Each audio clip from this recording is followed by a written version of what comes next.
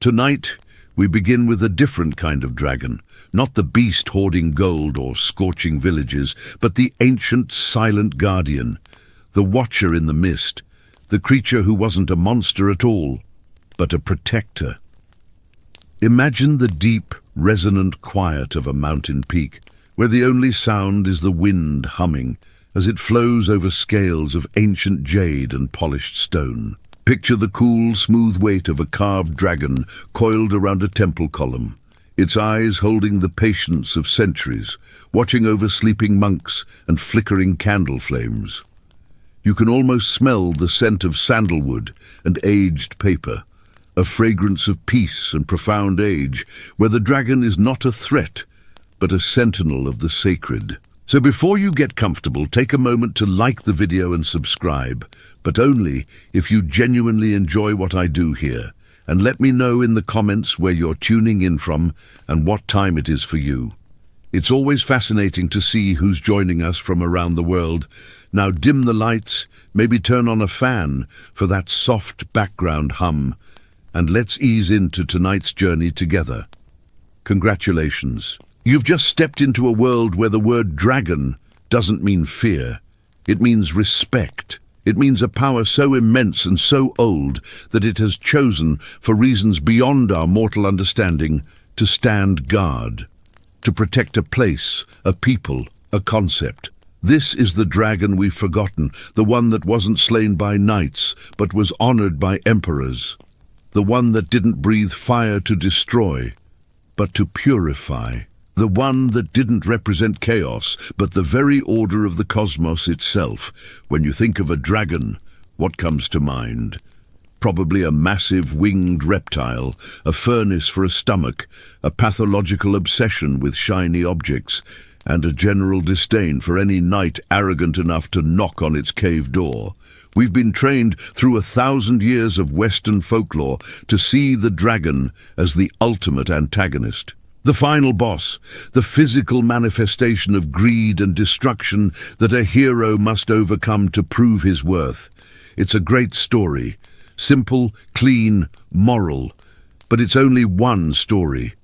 And frankly, it's the boring one, because long before St. George ever raised his lance, cultures across the globe were looking at the same basic creature, a great powerful serpentine being, and seeing something entirely different. They saw a guardian, a bringer of rain, a symbol of imperial authority, a bridge between heaven and earth. They saw a creature so integral to the balance of the world that to imagine its absence was to imagine chaos. Why the difference? It's all about context. In the West, especially in the myths that crystallized in medieval Europe, the dragon often represented a force of pagan nature, a wild, untamable power that needed to be conquered by Christian civilization and order. The hero slaying the dragon was a metaphor for the church taming the wilderness, both outside and within the human soul. The dragon was the other, the unknown, the dangerous. It was the monster under the bed, just scaled up to the size of a barn. But travel east, go to China, to Japan, to Korea. The landscape itself changes the story. Here, the dragon is woven into the very fabric of reality. It is not an outsider to be defeated. It is a fundamental part of the system. The Chinese dragon, the Long, is a celestial being. It controls the rains, the rivers, the lakes, the seas. It doesn't hoard gold. It governs the weather. Its anger isn't a random tantrum, it's a divine response to human misrule. An emperor who was just and wise could expect timely rains from the dragons, a sign of heavenly mandate. A foolish emperor would face drought or flood. The dragon wasn't a monster to be slain, it was a celestial bureaucrat, a divine civil servant, and you prayed it was having a good day. Think about that for a second. The sheer mundane bureaucracy of it all. Imagine a dragon not roaring on a pile of coins, but sitting in a heavenly court, filing reports on precipitation levels over the Yellow River Basin. Pause. It's less about epic battles and more about divine administration. The fate of your harvest, the the water in your well, the very life of your village, depended on staying on the good side of a creature that could be as petty and protocol-obsessed as any mid-level manager in a vast cosmic corporation. You didn't fight these dragons. You appeased them. You honored them. You built beautiful temples by serene lakes, hoping the local dragon would find it a pleasant enough place to reside and thus be generous with the spring rains. And it wasn't just about water. The dragon was a guardian of space. The azure dragon, Qinglong, is one of the 4 celestial guardians of Chinese cosmology, presiding over the east and the spring season.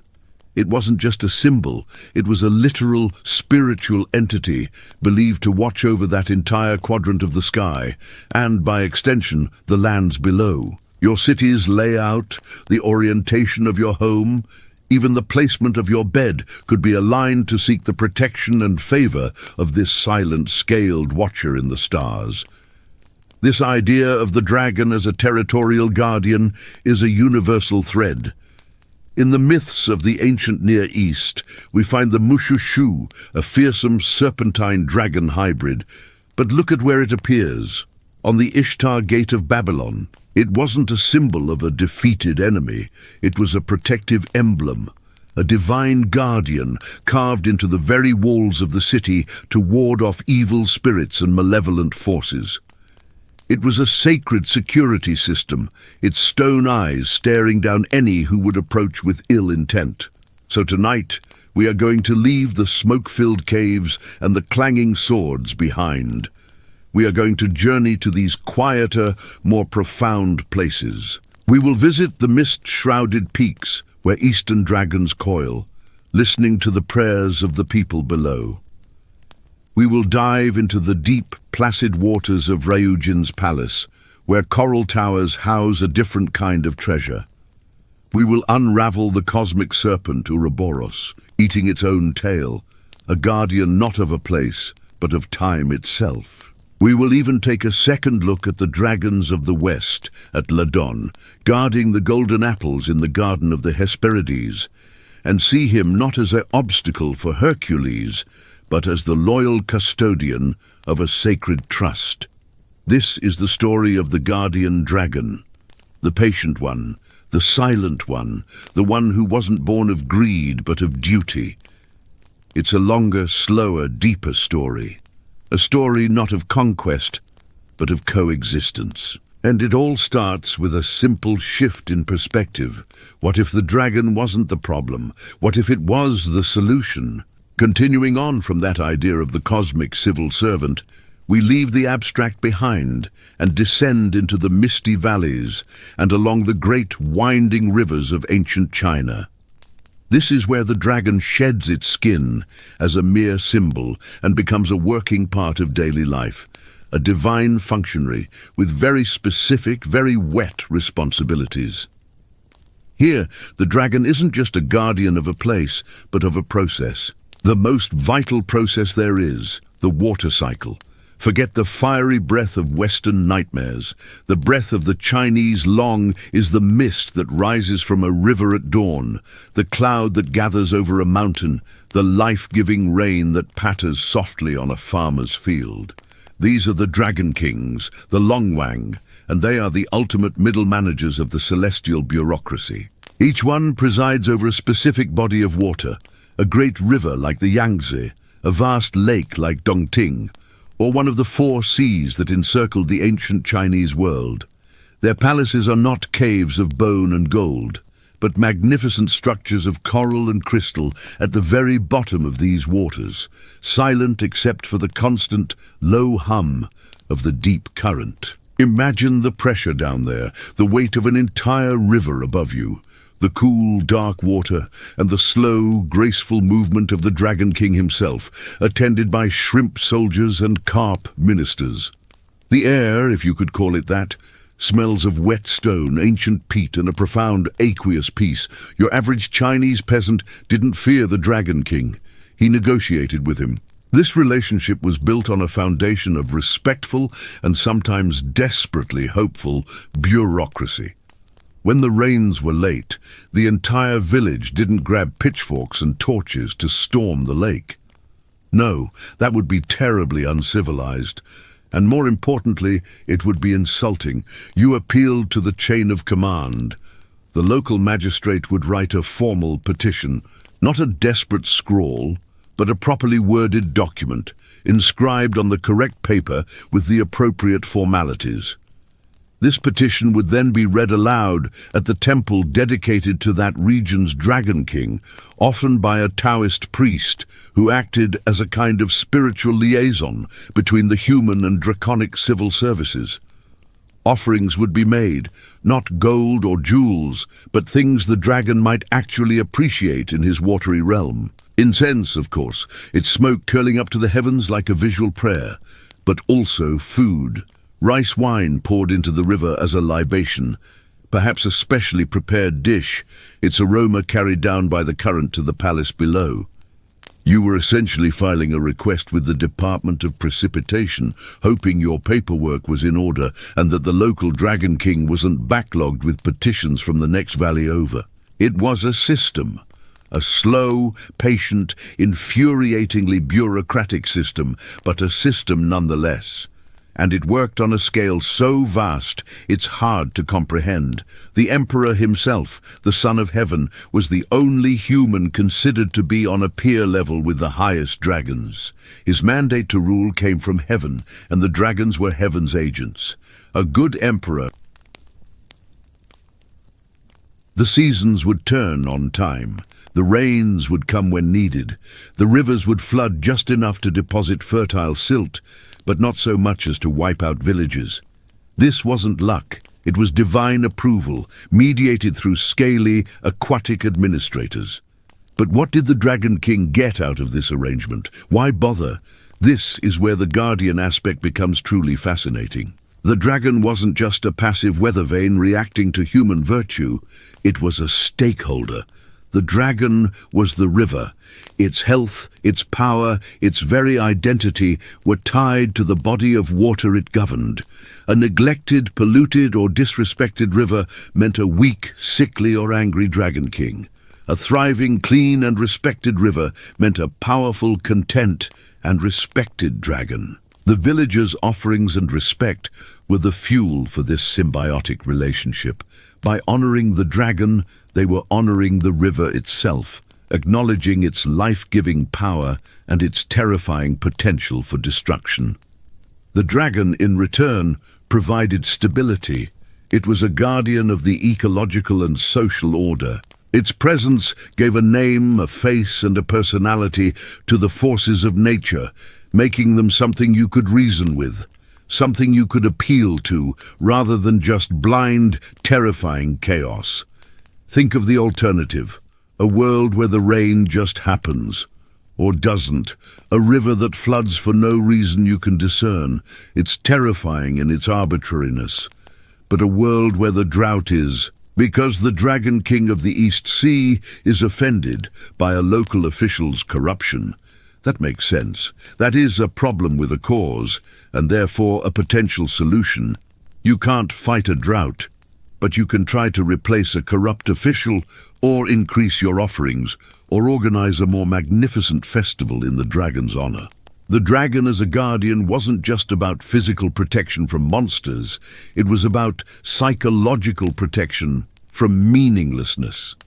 It gave the universe a rule set, however strange, and a customer service department, however slow, and the palaces. Let's linger for a moment on the sheer, quiet grandeur of the Dragon King's palace. The stories describe gates of pearl, walls of mother of pearl that shimmer with a soft, internal light. Gardens of glowing kelp that sway in the unseen currents, and courtyards paved with polished jade that never grows slick. The sound is not of roaring, but of a deep, profound silence, broken only by the occasional melodic chime of a pearl knocking against coral in the flow. There are no torches, but the light comes from bioluminescent creatures who are themselves minor courtiers, lanternfish who serve as living sconces, jellyfish whose pulsing glow marks the rhythm of the underwater court. The Dragon King himself, when he holds audience, is not perched on a throne of skulls, but reclines on a dais of woven river reeds and smooth, water-worn stone, his long whiskers drifting gently, his eyes holding the deep, ancient knowledge of every rainfall that ever was and every flood that ever will be. He is less a beast and more a force of nature given a form you can, almost, speak to.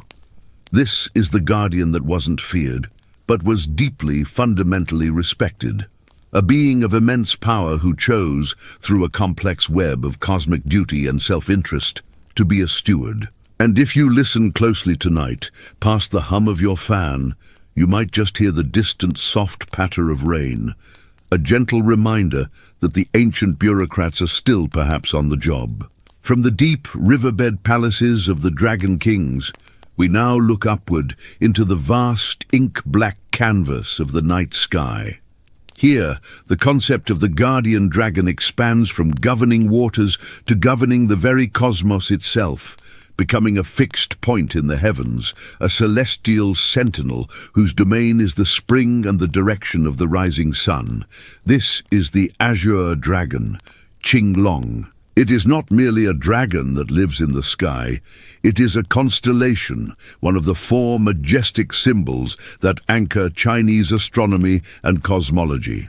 While the Dragon Kings were busy with the practicalities of rainfall and river levels, the azure dragon performed a higher, more abstract form of guardianship. It presided over the entire eastern quadrant of the heavens, and by extension all lands and lives that fell under its celestial watch.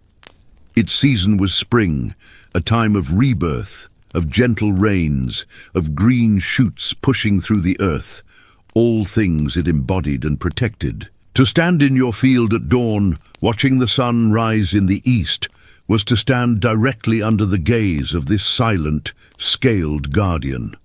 Its breath was the morning mist, its scales were the faint, lingering stars at daybreak, and its long, coiling body was the path of the planets and the sun itself through that portion of the sky.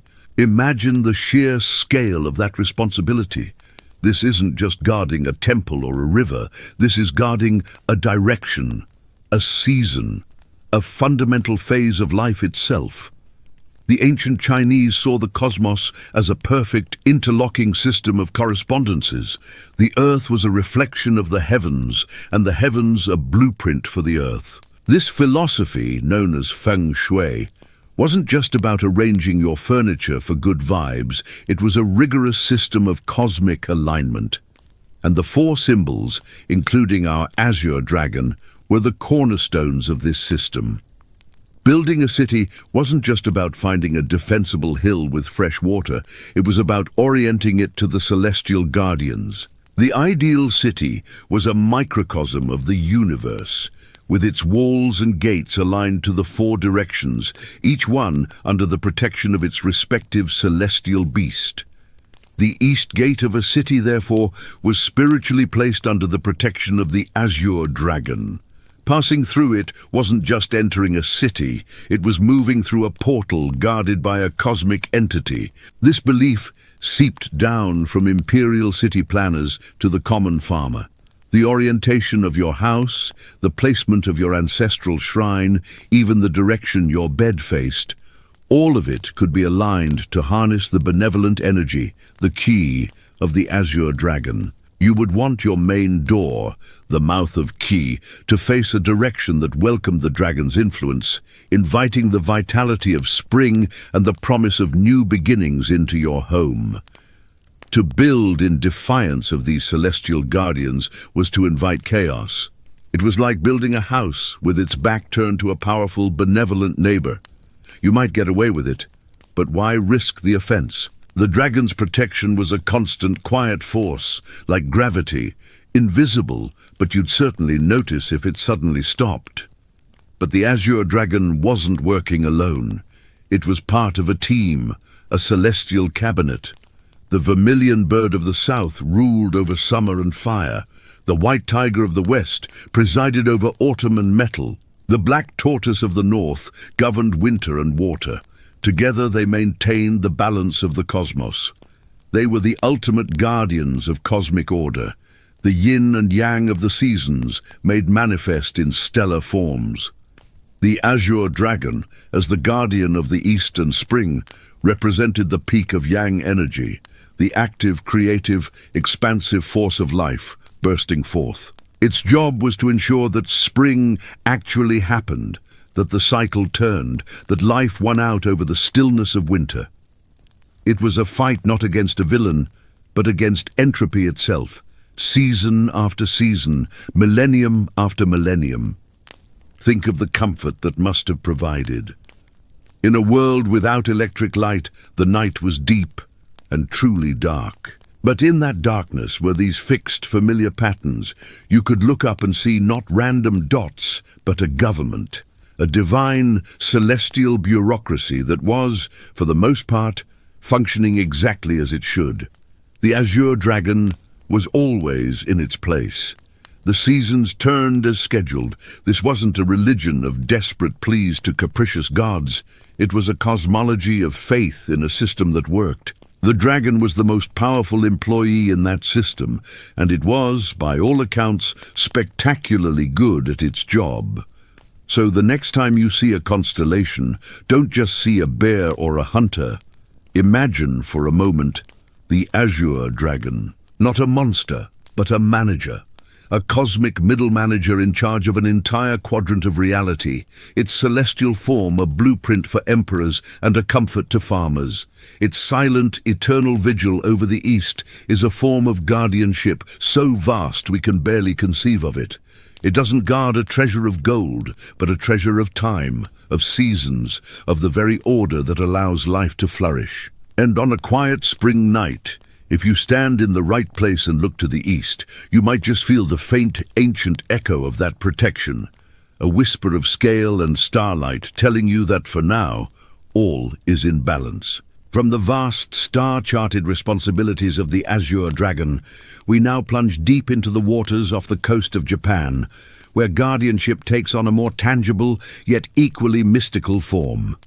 Here, the dragon is not a constellation or a river bureaucrat, but a full-fledged deity king, ruling from a palace that makes the Dragon King's abode seem almost modest by comparison.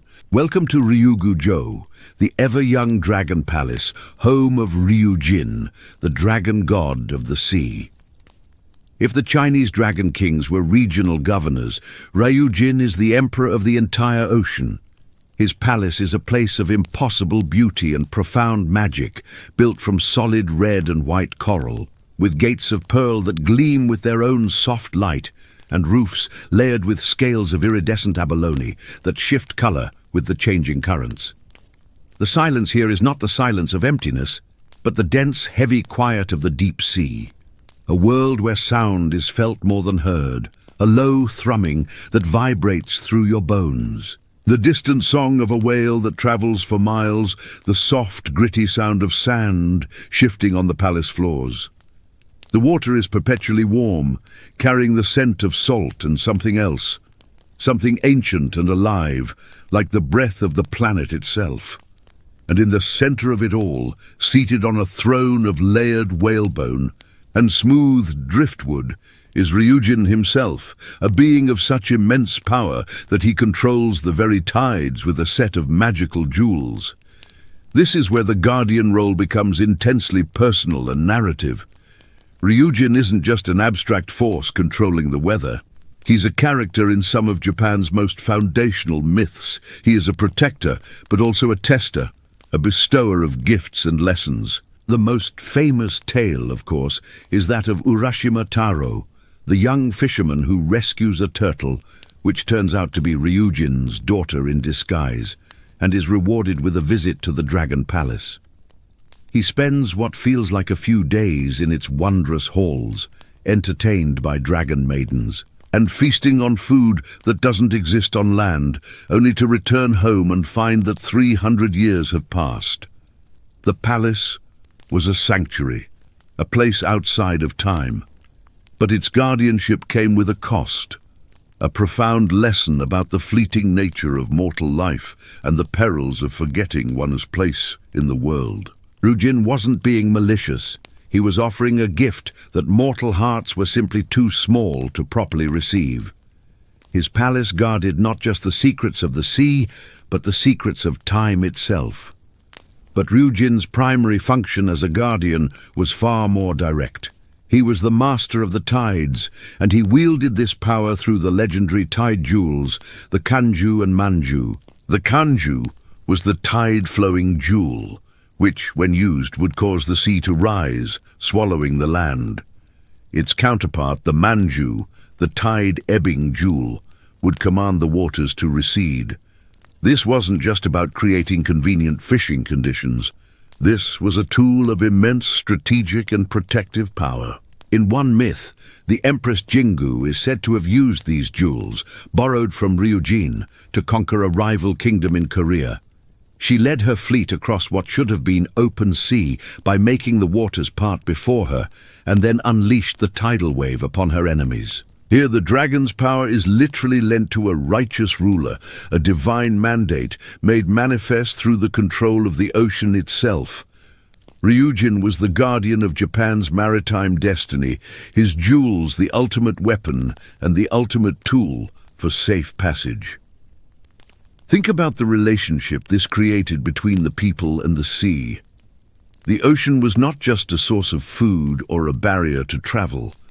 It was the domain of a conscious, powerful, and potentially generous intelligence.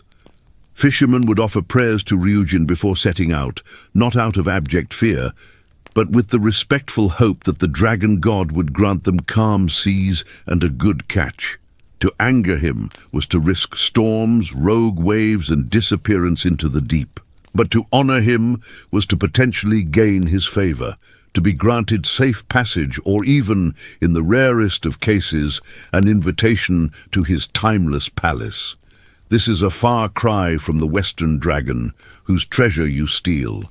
With Ryujin, the treasure, his favor, his protection, was something he could choose to bestow. You couldn't take it. You could only hope to be worthy of it. The palace itself was a living ecosystem of servants and courtiers, each reflecting a different aspect of the sea's nature. There were the Okami, the dragon maidens, graceful and ethereal, who could shift between human and dragon form. There were the sea turtles, wise and ancient, who served as messengers and guides. Even the lowliest shrimp and crab were part of the court, each with a role to play in the maintenance of this submerged kingdom. This wasn't a lonely monster in a cave. This was a thriving, complex society, a mirror of the imperial court on land, but grander, older, and wetter. Ryujin was the guardian of this entire society, the patriarch of a world that existed just beyond the shore, a world that was always there, just beneath the waves, watching, waiting, and occasionally intervening in the affairs of mortals. So the next time you look out at a calm, flat sea, remember that it might not be the absence of weather, but the conscious choice of a dragon king in his coral palace, holding the tide-ebbing jewel in his scaled hand, granting you one more day of peace. Leaving the timeless, jewel-lit halls of Ryujin's palace, our journey now takes us to the rugged, mist-wrapped mountains of the Korean peninsula. Here, the dragon sheds its purely aquatic nature and becomes something more terrestrial yet no less divine. The Yong, a creature of supreme wisdom and power that bridges the earthly and the celestial, choosing the highest peaks as its throne and domain. If the Chinese Long was a celestial bureaucrat and Ryujin an undersea emperor, the Korean Yong is a sage, a mountain hermit of immense power and profound knowledge. These beings are rarely seen in their full, glorious form. Instead, you sense their presence. You feel it in the peculiar stillness of a high mountain pass, where the air is thin and cold, and the only sound is the wind whistling through ancient, twisted pines. You smell it in the crisp, clean scent of granite and damp earth after a rainfall in the high valleys. The Yong is there, coiled around the heart of the mountain itself, its scales the color of the rock, its breath the morning fog that fills the valleys below. It doesn't guard a specific treasure, but the mountain's very spirit, its sanshin, the mountain's spirit, often depicted as a benevolent old man, but understood to be served or perhaps even embodied by the yong itself. This is a quieter, more introspective form of guardianship, one of meditation and immense patient stability. The connection between the yong and mountains is fundamental to Korean identity. Korea is a land defined by its mountains, often called the Eastern Kingdom of Eminent Mountains. These aren't just geological features. They are sacred spines of the nation, believed to be charged with spiritual energy or ji, and the yong are the guardians and manifestations of this energy. They were considered the original rulers of the land, the ancient powers that were there long before the first human kingdoms were established. Founding myths of Korean dynasties, like that of Silla, often involve a yong appearing from a sacred mountain or a heavenly descent that is intrinsically linked to these dragon spirits. To build a capital city, a temple, or even a simple village, you had to consult the lay of the land, the flow of the ji, and show respect to the yong that presided over it. Disrespect a mountain, and you disrespect the dragon. And a disrespected dragon doesn't necessarily breathe fire. It might simply withdraw its protective energy, leaving a place spiritually barren, vulnerable to misfortune, and agriculturally poor. This relationship created a unique form of geomancy, known in Korea as pungsujiri, feng shui. It wasn't just about positioning your house for good luck. It was about aligning human habitation with the invisible, dragon-shaped currents of energy that flowed through the mountain ranges. A village nestled in the arms of two descending ridges was considered to be in a dragon's embrace, protected and nourished. The best sites for royal tombs were chosen based on where the blue dragon and white tiger, the topographical features on the eastern and western sides of a site, were in perfect harmony, creating a seat of eternal power and protection for the deceased king. The entire landscape was seen as a living, breathing dragon, and humans were mere guests within its colossal form. Your survival, your prosperity, depended on your ability to be a good guest, to build without harming, to live without draining the spiritual vitality the yong safeguarded. But the yong's role wasn't purely territorial.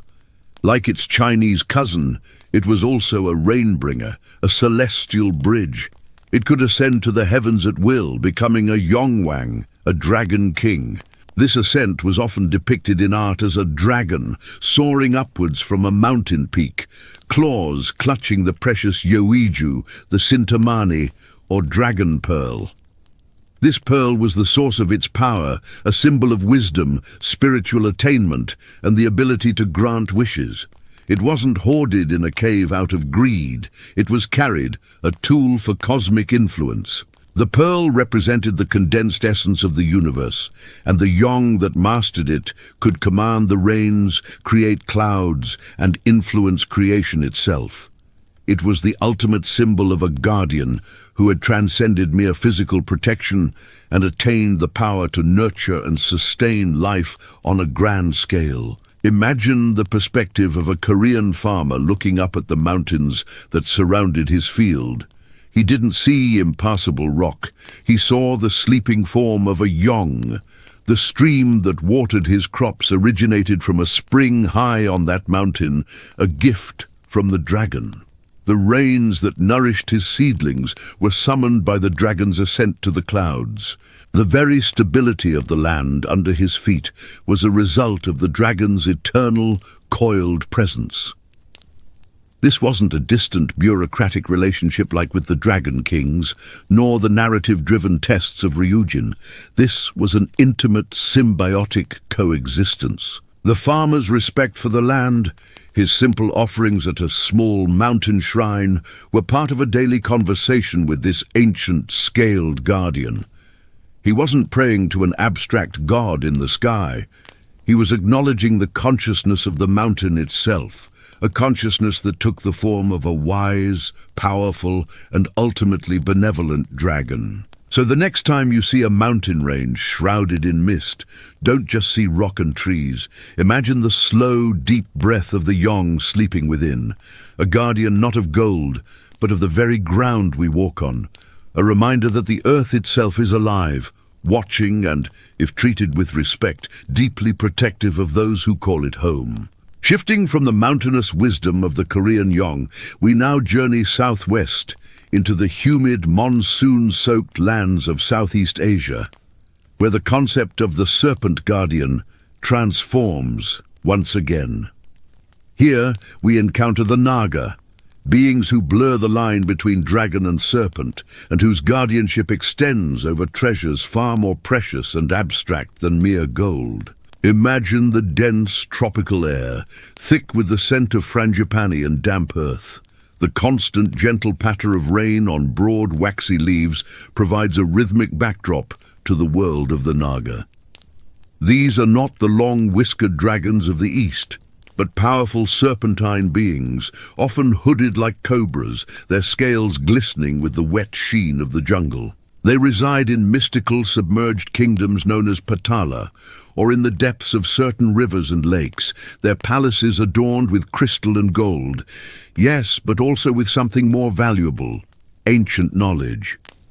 The Naga are the guardians of the earth's hidden riches, but their most prized treasure is not material wealth. It is the esoteric wisdom of the universe itself. The atmosphere in their realms is one of deep, meditative silence, broken only by the drip of water in caverns and the soft, slithering sound of scale against polished stone.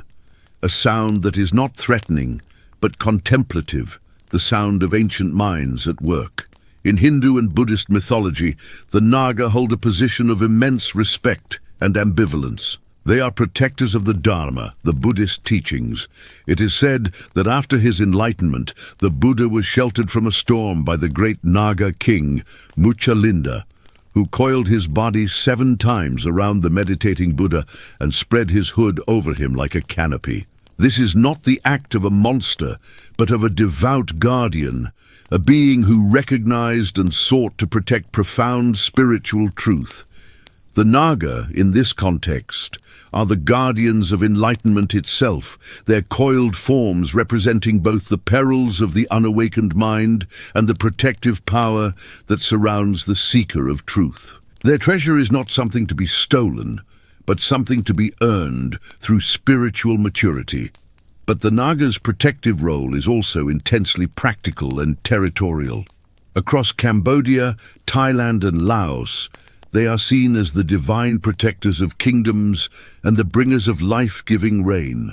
The most iconic image is that of the Naga Bridge, leading to the Angkor Wat temple complex, a stone representation of the churning of the ocean of milk from Hindu myth, where gods and demons used the serpent king Vasuki as a rope to churn the cosmic ocean and produce the nectar of immortality. The Naga here is the literal backbone of creation, the tool through which the gods achieved their greatest feat. This story positions the Naga not as a passive symbol, but as an active, essential participant in maintaining cosmic order. They are the guardians of creation's very process. This role extends to water. Like the eastern dragons, Naga are masters of rainfall, rivers and lakes. They can withhold rains to punish the wicked or bring forth life-giving floods to reward the pious. A village's survival could depend on the favor of the local Naga spirit residing in a nearby pond or stretch of river. Offerings of milk, flowers and incense are still made to these serpent deities in many rural areas, a continuous thread connecting modern practice to ancient belief. The relationship is one of symbiotic respect. By honoring the Naga, humans ensure the fertility of their land and the fullness of their wells. The Naga, in turn, provides stability and sustenance. It is a guardianship of the hydrological cycle, a divine management of the most essential resource. Perhaps the most fascinating aspect of the Naga is their role as custodians of hidden knowledge. In their subterranean realms, they are said to guard ancient texts, magical spells, and secrets of the universe that are too powerful for ordinary humans. This is a treasure that cannot be plundered by force. It can only be received as a gift, and only by those deemed worthy. This transforms the idea of the dragon's hoard completely. The treasure is not an object of avarice, but a responsibility. To receive a Naga's knowledge is to take on the burden of its wise application. Their guardianship, therefore, is also a filter, a test of character for those who would seek the world's deepest secrets. They don't just protect treasure from thieves. They protect the world from treasures that could be misused. So when you see the multi-headed Naga statues lining the entrance to a Thai temple or a Cambodian bridge, understand that you are not looking at a mere decoration or a fearsome monster. You are looking at a librarian of the cosmos, a warden of wisdom, a divine plumber managing the spiritual and physical waters of the world. Their silent, coiled vigilance is a reminder that some treasures are too important to be left unguarded, and that the most powerful forms of protection are often those that shelter not just bodies, but ideas, truths, and the very sources of life itself. The soft hiss of the rain in the jungle is the sound of the Naga going about its ancient, eternal work. From the lush, rain-drenched jungles guarded by the Naga, we now turn inward to a symbol so profound and universal that it transcends any single culture or mythology. Here, the dragon sheds even its physical form entirely, becoming a pure idea, a circle of scales and self-contained eternity guarding the most fundamental principle of all, the cycle of existence itself. This is the Ouroboros, the serpent or dragon eating its own tail. There is no palace here, no mountain peak, no riverbed. Its domain is the void of pure concept, the silent space where archetypes are born. The only sound is the imagined, soft rasp of scale against scale in a perfect, unbroken loop. The air smells of ozone and ancient parchment, of the moment before a revelation. It is the ultimate guardian. But what it guards is not a place or an object, but a truth, the truth that everything ends only to begin again, that death is a prerequisite for rebirth, that the universe is a closed, self-sustaining system. Its body is the boundary of the known cosmos, and by consuming itself, it ensures that nothing is ever truly lost, only transformed. It is the guardian of perpetual motion, the sentinel of the cycle. The image is deceptively simple. A snake, a dragon, formed into a perfect circle, its jaws clamped firmly around its own tail. But within that simplicity lies an entire philosophy. It appears in ancient Egyptian funerary texts, encircling the world, protecting it from the formless chaos that lies beyond. It emerges in Gnostic traditions, named the Ouroboros, declaring, "The One is the All." It winds its way through Norse mythology as the world serpent Jörmungandr, who grows so large that he encircles the entirety of Midgard, his own body forming the protective barrier between the world of humans and the outer dangers, his self-contained nature, a promise of both doom and renewal at Ragnarok. In alchemy, it is the ultimate symbol of the prima materia, the primitive, chaotic substance of creation, and the alchemist's goal to refine and perfect it in a process of death and rebirth, just like the serpent. In every incarnation, its message is the same. The end is the beginning. The tail is the head. There is no linear path, only an eternal return. So what precisely is it guarding?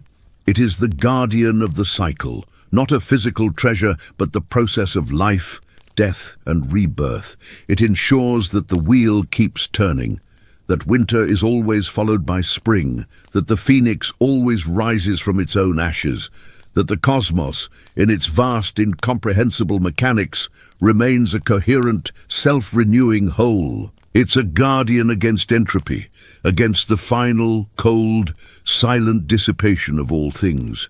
By constantly consuming and recreating itself, it stands as a bulwark against true nothingness. Its endless meal is the ultimate act of cosmic preservation. It's the universe's most efficient and most bizarre recycling program. Think of the profound comfort this symbol must have offered. In a world of uncertainty, of plagues and famines, and the certain knowledge of your own mortality, the Ouroboros was a promise. A promise that death was not an end. That the sun would rise again, that the crops would return, that the great terrifying wheel of time was not rolling aimlessly toward a cliff, but was running on a track it had laid itself, a track that looped back on itself forever. It was a guardian that didn't protect you from hardship, but protected the very idea that hardship was part of a meaningful, repeating pattern. It made suffering make sense. It gave chaos a shape, a circle. This is a form of guardianship so abstract we can barely grasp it, yet it is perhaps the most important one we've encountered. The azure dragon guards the east, Ryujin guards the sea, the Yong guards the mountain. The Ouroboros guards the principle that allows all those other forms of guardianship to have any meaning at all. It guards the why behind the what. Without the cycle, without renewal, what would be the point of guarding a river or a treasure? Everything would be fleeting, temporary, ultimately meaningless. The Ouroboros is the foundational guardian, the metaphysical premise that makes all other protection possible. It is the silent, scaled axiom upon which the entire system of cosmic order is built, and in its perfect, silent, self-devouring form, it offers a strange kind of peace. There is no struggle here, no night to fight, no petition to file, no offering to make. The work is already done, and is forever being done. The cycle is complete. It is complete now, and it will be complete 1,000,000 years from now. You can't change it. You can only recognize your own place within its turning. So as you lie there in the quiet, think not of a beast to be feared, but of a circle to be contemplated. The Ouroboros doesn't demand your worship. It doesn't even acknowledge you. It simply is, and in its eternal, self-sufficient being, it guards the quiet, relentless, beautiful truth that everything, including this very moment, will somehow, someday, come around again. From the abstract perfection of the Ouroboros, we return to a world of stone, sunlight, and soil, to the rugged landscapes of ancient Greece. Here we find dragons stripped of their celestial bureaucracy, and serene wisdom replaced by a more immediate, tangible purpose. The absolute unwavering protection of places and things so sacred that their violation would unravel the very order of the world. This is the dragon as a divinely appointed security system. Imagine the dry, dusty heat of a sacred grove, the air thick with the scent of laurel and myrtle, the only sound the droning of bees and the rustle of leaves in the hot breeze. Or picture the deep, cool darkness of a cavern entrance, the air smelling of damp earth and stone, from which emanates the faint, prophetic whisper of a god. In these spaces, the dragon is not a symbol or administrator. It is a fixture, a living, breathing, deadly piece of divine architecture. Its purpose is singular, to stay, to not let anything pass, to be the final scaly line between the profane world of mortals and the sacred secrets of the gods. This isn't a job you apply for. It's a sentence, an honor, a cosmic posting from which there is no retirement. Take Ladon, the serpentine dragon who coiled his endless body around the tree of golden apples in the garden of the Hesperides. We're taught to see him as the monster Hercules had to slay for his 11th labor, but flip the perspective. Ladon was never the problem, he was the solution.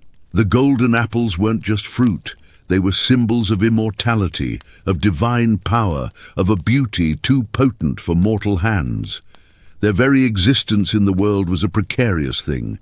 So the gods posted a guard, a perfect, unsleeping, 100-headed guard who never needed a break, never got bored, and whose every head could independently watch a different sector of the garden. Ladon wasn't hoarding the apples out of greed. He was performing his divine duty with an efficiency no other creature could match. He was the ideal employee for divine HR. Hercules didn't defeat a monster. He overcame a supremely qualified security guard in the act of doing his job perfectly. The tragedy isn't the death of a beast, but the violation of a sacred trust. Then there is Python, the great serpent that guarded the oracle at Delphi before Apollo claimed it. Python wasn't just some random monster squatting in a cave. It was the original guardian of the Omphalos, the navel of the world, the very spot where the divine currents of prophecy seeped into the mortal realm. Its presence sanctified the space. The whispering vapors that rose from the fissure in the earth were its charge. By dwelling there, Python maintained the site's primal power, its connection to the earth goddess Gaia. When Apollo slew Python, it wasn't merely a victory of a new god over an old monster. It was the symbolic takeover of a sacred site, the shifting of prophetic authority from the chthonic, earthbound power Python represented to the celestial, rational order of Olympus. Apollo didn't just kill a serpent, he fired the old security detail and installed his own priestess. But the memory of the original guardian, Python, lingered in the very name of the Pythia, the oracle who now served Apollo. The dragon's ghost remained in the job title. This role of the sacred sentinel extends to other lesser-known dragons. The Ismenian dragon guarded the sacred spring of Ares near Thebes. The Colchian dragon guarded the golden fleece, not because it wanted the fleece, but because it was tasked to do so by the gods. In every case, the dragon is an instrument of divine will, a biological lock on a spiritual vault. They are the ultimate expression of keep out. They don't question their orders. They don't desire the treasure for themselves. They simply are a permanent, lethal feature of the landscape, as natural and inevitable as the rock they coil around. What's fascinating is the sheer patience this must have required. Imagine Ladon, century after century, his 100 heads slowly swaying, watching the same trees, the same shadows, the same golden fruit. No conversation, no distraction, just the slow, rhythmic breath of a creature for whom time is meaningless and duty is everything. It's a form of guardianship that borders on meditation, a violent mindfulness. They are the opposite of the chaotic, greedy dragons of later Western myth. These Greek dragons are creatures of perfect, terrifying order. They are the enforcement of cosmic zoning laws. So the next time you hear of Hercules and the Hydra, or Jason and the dragon, pause for a moment. Before you cheer for the hero, spare a thought for the sentinel, the creature that was just doing its job, placed there by a higher power to protect something the world was not meant to have.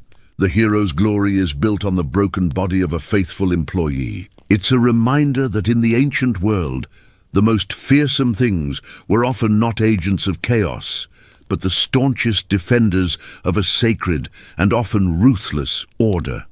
And in the quiet of the night, you can almost hear the ghost of a whisper, the hiss of a duty performed too well, a warning that some doors were never meant to be opened. Moving west from the sacred groves of Greece, we arrive in the dust-blown, sun-scorched cradle of civilization itself, Mesopotamia.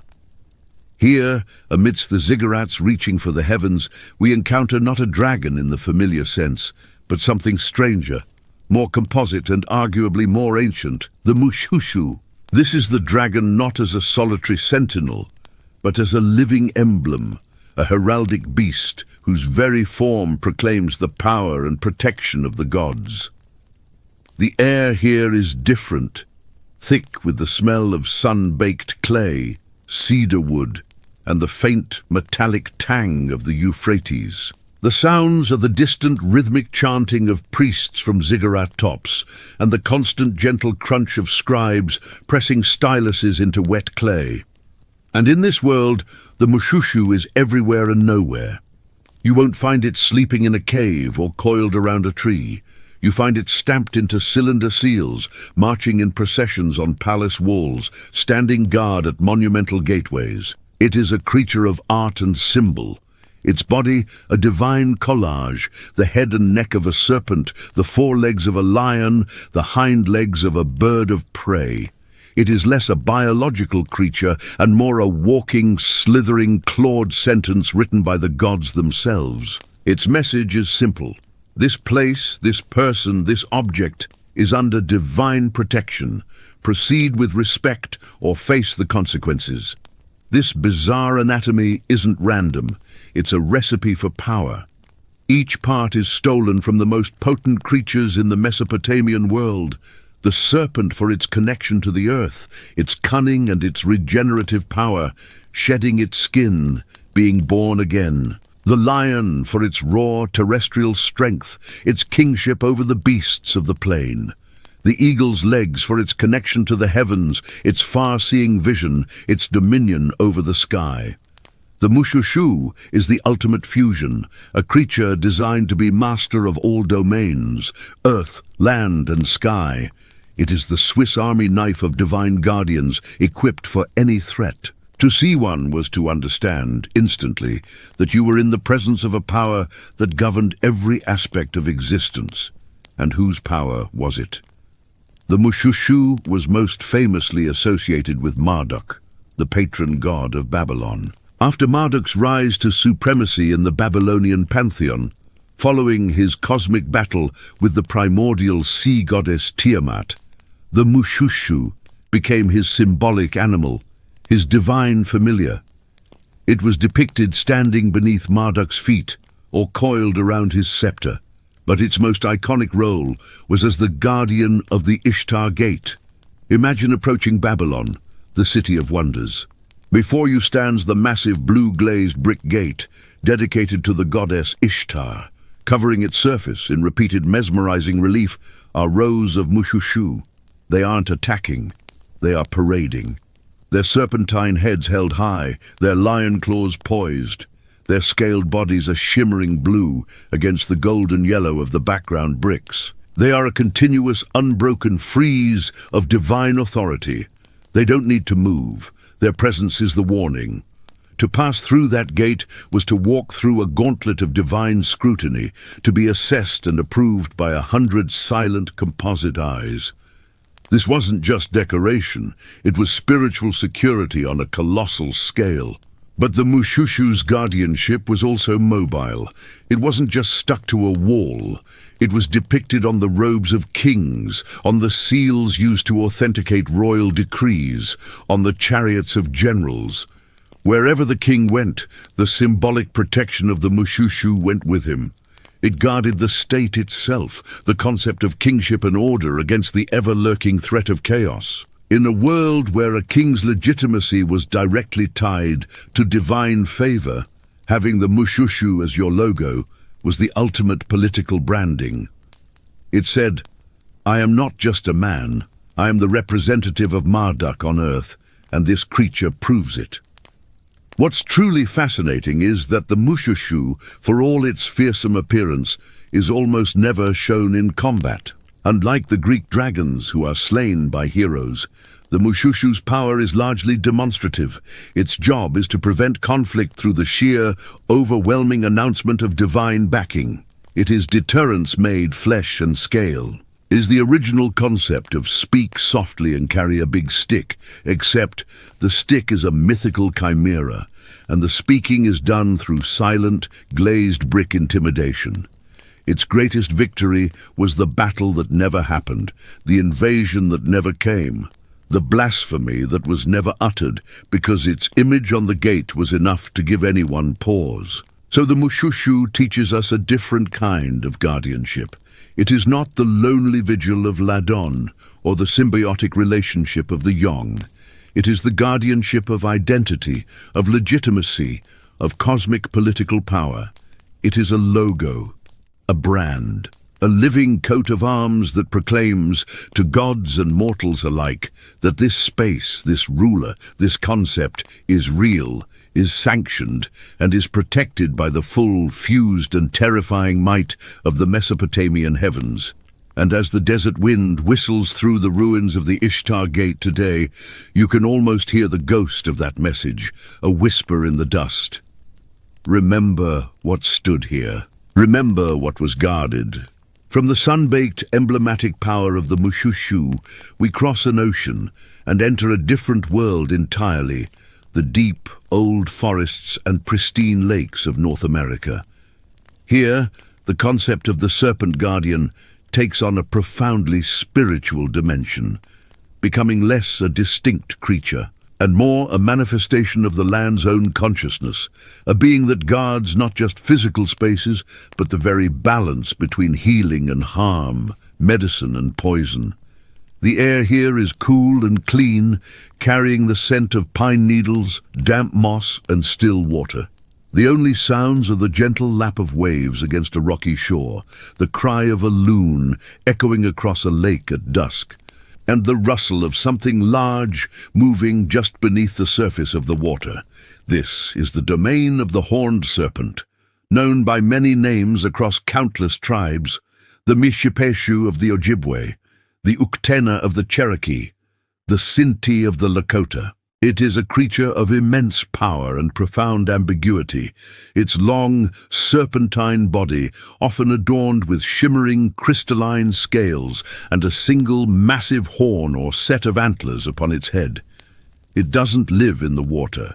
It is the water, its mood dictating the lake's condition, its health reflecting the purity of the spring. To encounter it is to stand at the threshold of life and death, for it is the guardian of both healing medicine and deadly venom, a walking paradox that the people had to learn to approach with the utmost respect and precise ritual. Unlike the dragons of Europe that represented a pure, external evil to be conquered, the horned serpent was an integral part of the spiritual ecosystem. It was a force of nature, and like nature itself, it was neither good nor evil. It simply was, and your survival depended on understanding its rules. The Mishipeshu, for example, was the master of copper and the guardian of the copper deposits around Lake Superior. It could create storms and whirlpools, drowning the unwary. But it wasn't malicious, it was protective. It guarded the copper, a sacred metal, from those who would take it without permission or proper offering. To mine copper was not to conquer the serpent, but to negotiate with it. A shaman might fast and pray for days, leaving offerings of tobacco, before attempting to take even a small piece of the metal, acknowledging the serpent's ownership and seeking its consent. The serpent wasn't a monster to be slain, it was the landlord, and you were a tenant asking for a small renovation. This role as a guardian of sacred resources extends to its connection with healing. The horned serpent is often associated with powerful medicine. Its horn, its scales, even a glimpse of it could confer spiritual power or healing knowledge to a worthy seeker.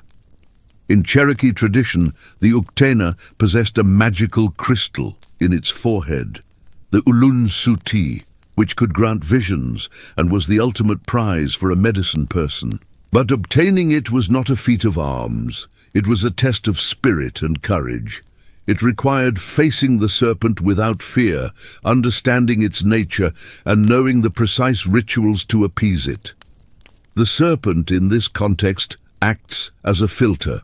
It guards the most potent medicines from those who are not spiritually prepared to wield them, ensuring that such power only falls into hands that have been tempered by discipline, respect, and wisdom. It is the original board of certification for shamans. But this guardianship has a sharp edge.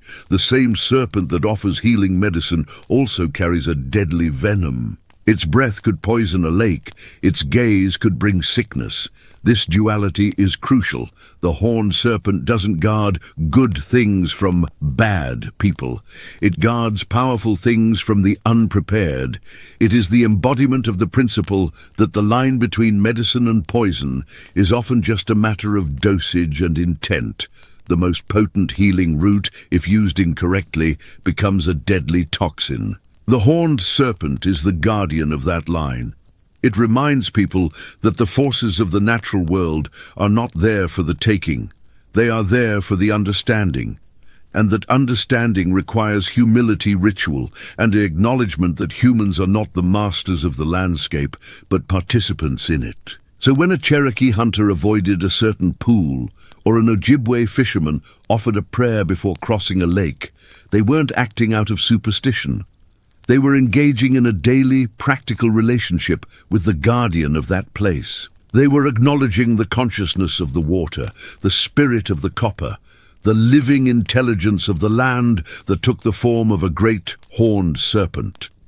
Its guardianship was not about keeping people out, but about ensuring they entered in the right way with the right heart. It was a teacher, a tester, and a protector all at once. And in the deep, quiet lakes of the North Woods, if you listen very closely past the call of the loon, you might just hear the soft swirl of water that signals the turning of its great scaled body, a reminder that the land itself is awake and watching, and has been for a very, very long time. From the pristine wilderness guarded by the horned serpent, we now enter a different kind of sacred space, the cluttered, mysterious world of the medieval alchemist's laboratory.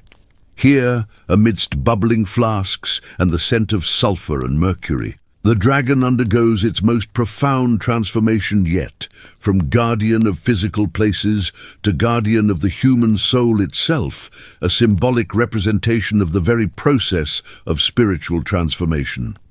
The air in this space is thick and complex, the acrid smell of vinegar mixed with the metallic tang of mercury, the earthy scent of crushed herbs, and the sweet smoke of burning frankincense. The only sounds are the gentle bubble of liquids in glass vessels, the scratch of a quill on parchment, and the soft hiss of a furnace maintaining its perfect elusive temperature. In this world of seekers and mystics, the dragon is everywhere and nowhere. It appears in intricate illustrations, in leather-bound manuscripts, coiled around philosophical trees, guarding symbolic castles, or most famously eating its own tail as the Ouroboros. But this dragon isn't a physical beast to be encountered. It is an internal force to be understood, mastered, and ultimately transcended. It is the guardian of the great work, the alchemical process of transforming base lead into spiritual gold, both in the flask and in the human heart. So what, precisely, is this dragon guarding? It is the primal chaotic matter of the soul, the prima materia, the unrefined self, with all its passions, flaws, and base instincts. The dragon represents the volatile, dangerous, and essential starting point of all spiritual growth. Its fire is not just physical flame, but the heat of desire, of anger, of all the chaotic emotions that must be confronted and purified. To the alchemist, slaying the dragon didn't mean killing it in the literal sense. It meant mastering this inner chaos, fixing the volatile spirit, and harnessing its immense power for the work of transformation. The dragon was the wild, untamed power of the psyche that had to be subdued before any real spiritual progress could occur. It was the ultimate gatekeeper, and the gate was inside the alchemist's own mind. This process was often depicted as a series of colored stages: the nigredo, blackening; albedo, whitening; citrinitas, yellowing; and rubedo, reddening. The dragon was particularly associated with the initial nigredo stage, the putrefaction, the dark night of the soul, where everything seems to decay and fall apart. It was the guardian of this necessary darkness, this crucial dissolution of the old self that must occur before rebirth can happen. Confronting the dragon meant facing one's own shadow, one's deepest fears and flaws, and having the courage to hold them in the vessel of awareness until they could be transformed. This was the first and most difficult test for any spiritual seeker. The dragon wasn't an enemy to be destroyed, but a difficult teacher whose lessons were essential for enlightenment. But the dragon's role wasn't just as an obstacle. In its Ouroboros form, it represented the perfect self-sustaining cycle of the alchemical process, dissolution and coagulation, death and rebirth, endlessly repeating. It guarded the secret of eternal return, the understanding that spiritual work is never truly finished, but is a constant process of refinement and renewal. The dragon eating its own tail was a symbol of the philosopher's stone itself, the perfected, immortal substance that was both the agent and result of transformation. By mastering the dragon within, the alchemists sought to create this stone in their own soul, achieving a state of spiritual equilibrium and wisdom. This esoteric symbolism extended beyond Western alchemy into other mystical traditions. In Gnosticism, the dragon often represented the archons, the lesser, often ignorant spiritual beings that governed the material world, and guarded the path to the divine pleroma, the fullness of God. To reach gnosis, or spiritual knowledge, one had to navigate past these draconic guardians, not through force, but through superior knowledge and understanding. Again, the dragon is a guardian of a threshold, a tester of worthiness, but this time on a cosmic spiritual plane. It ensures that only those who have truly purified their understanding can pass into the higher realms. In Kabbalah, the serpentine dragon appears as the Leviathan, a creature of immense scale and power. In some interpretations, the righteous will feast upon its flesh in the world to come, a symbol of integrating and transmuting the most powerful, chaotic forces of creation into spiritual sustenance. The dragon is not evil. It is a divine creation that holds energy waiting to be harnessed by those who are pure enough to do so.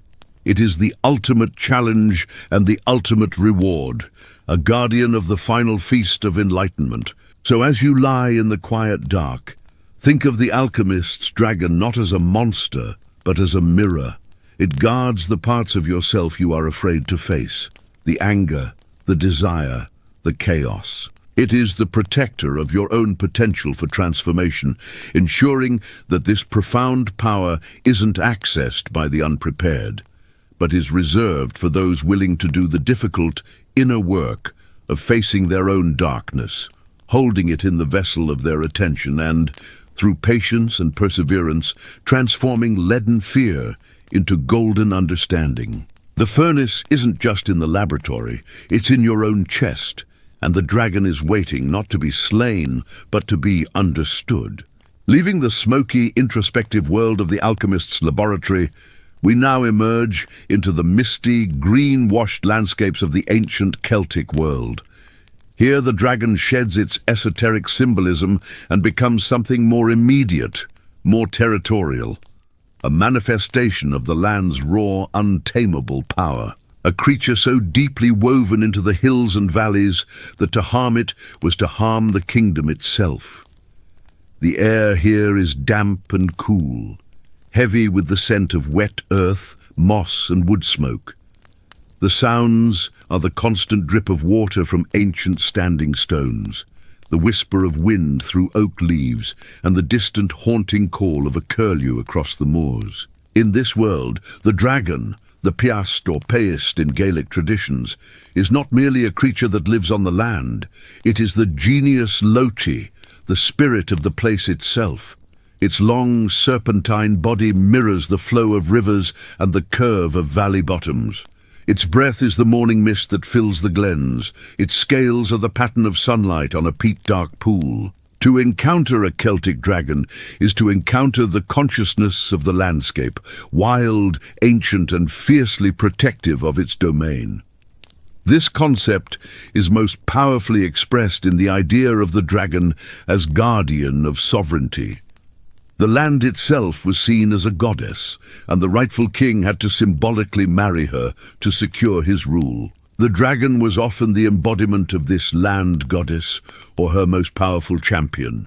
In the Welsh tale of Lud and Lephelis, two dragons, one red, one white, are found fighting beneath Oxford, causing the land to become barren.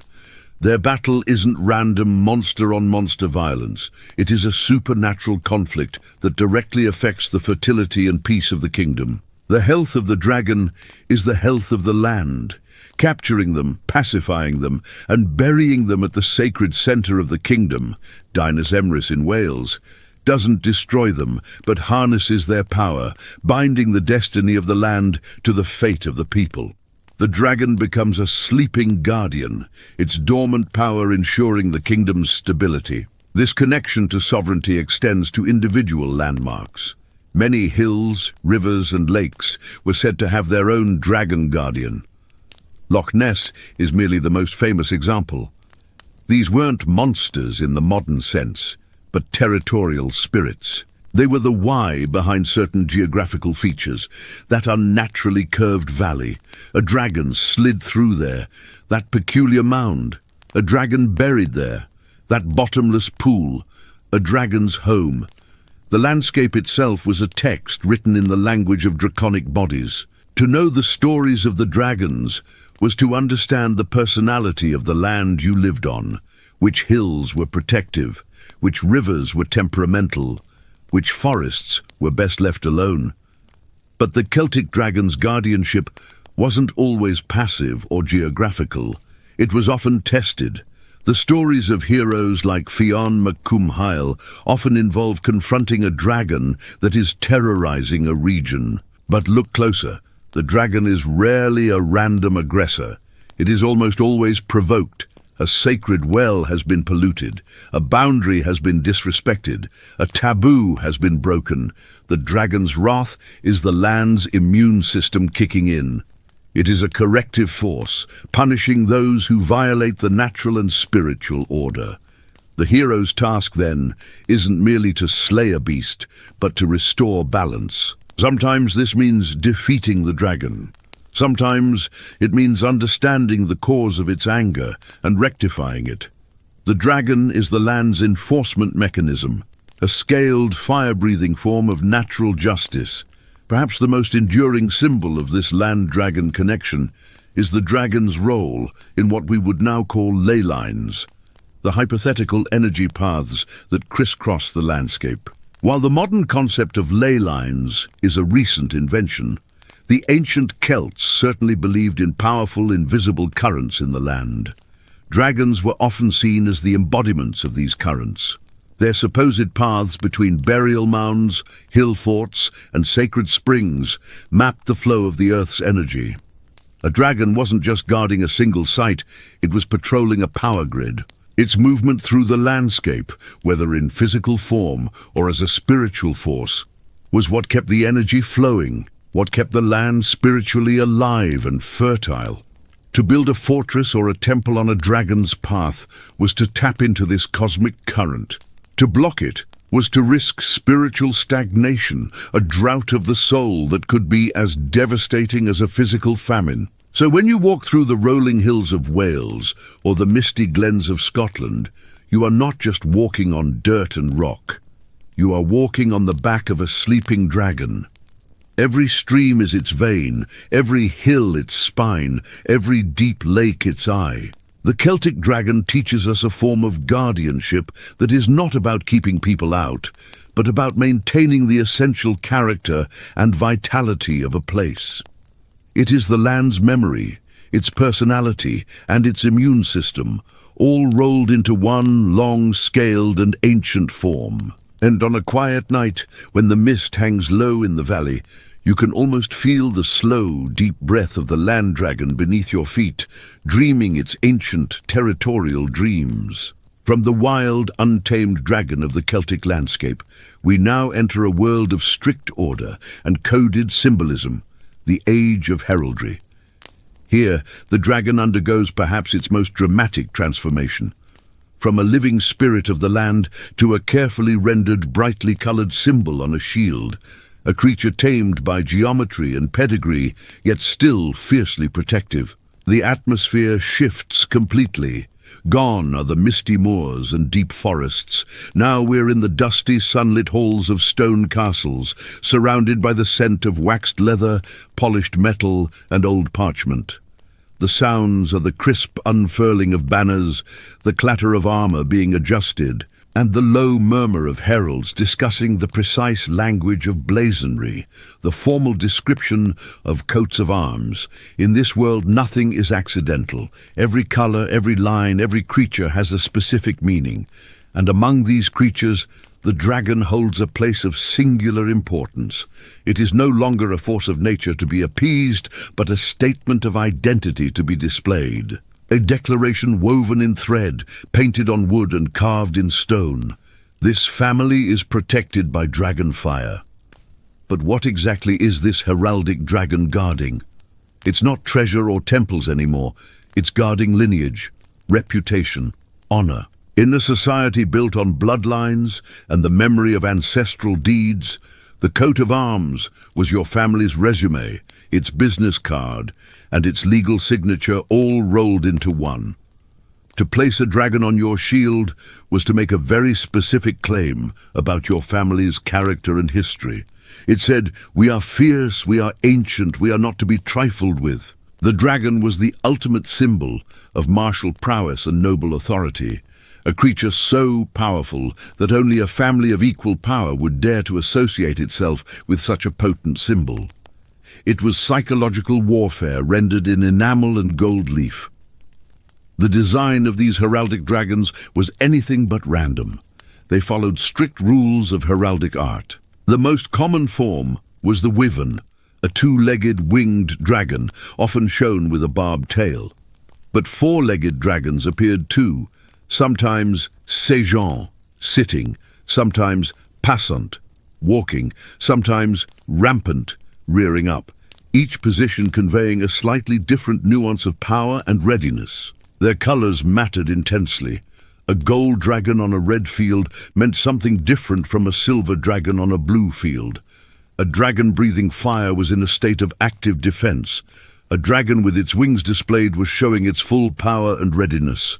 This was a language, and every noble family was fluent in it. Perhaps the most famous heraldic dragon is the Red Dragon of Wales.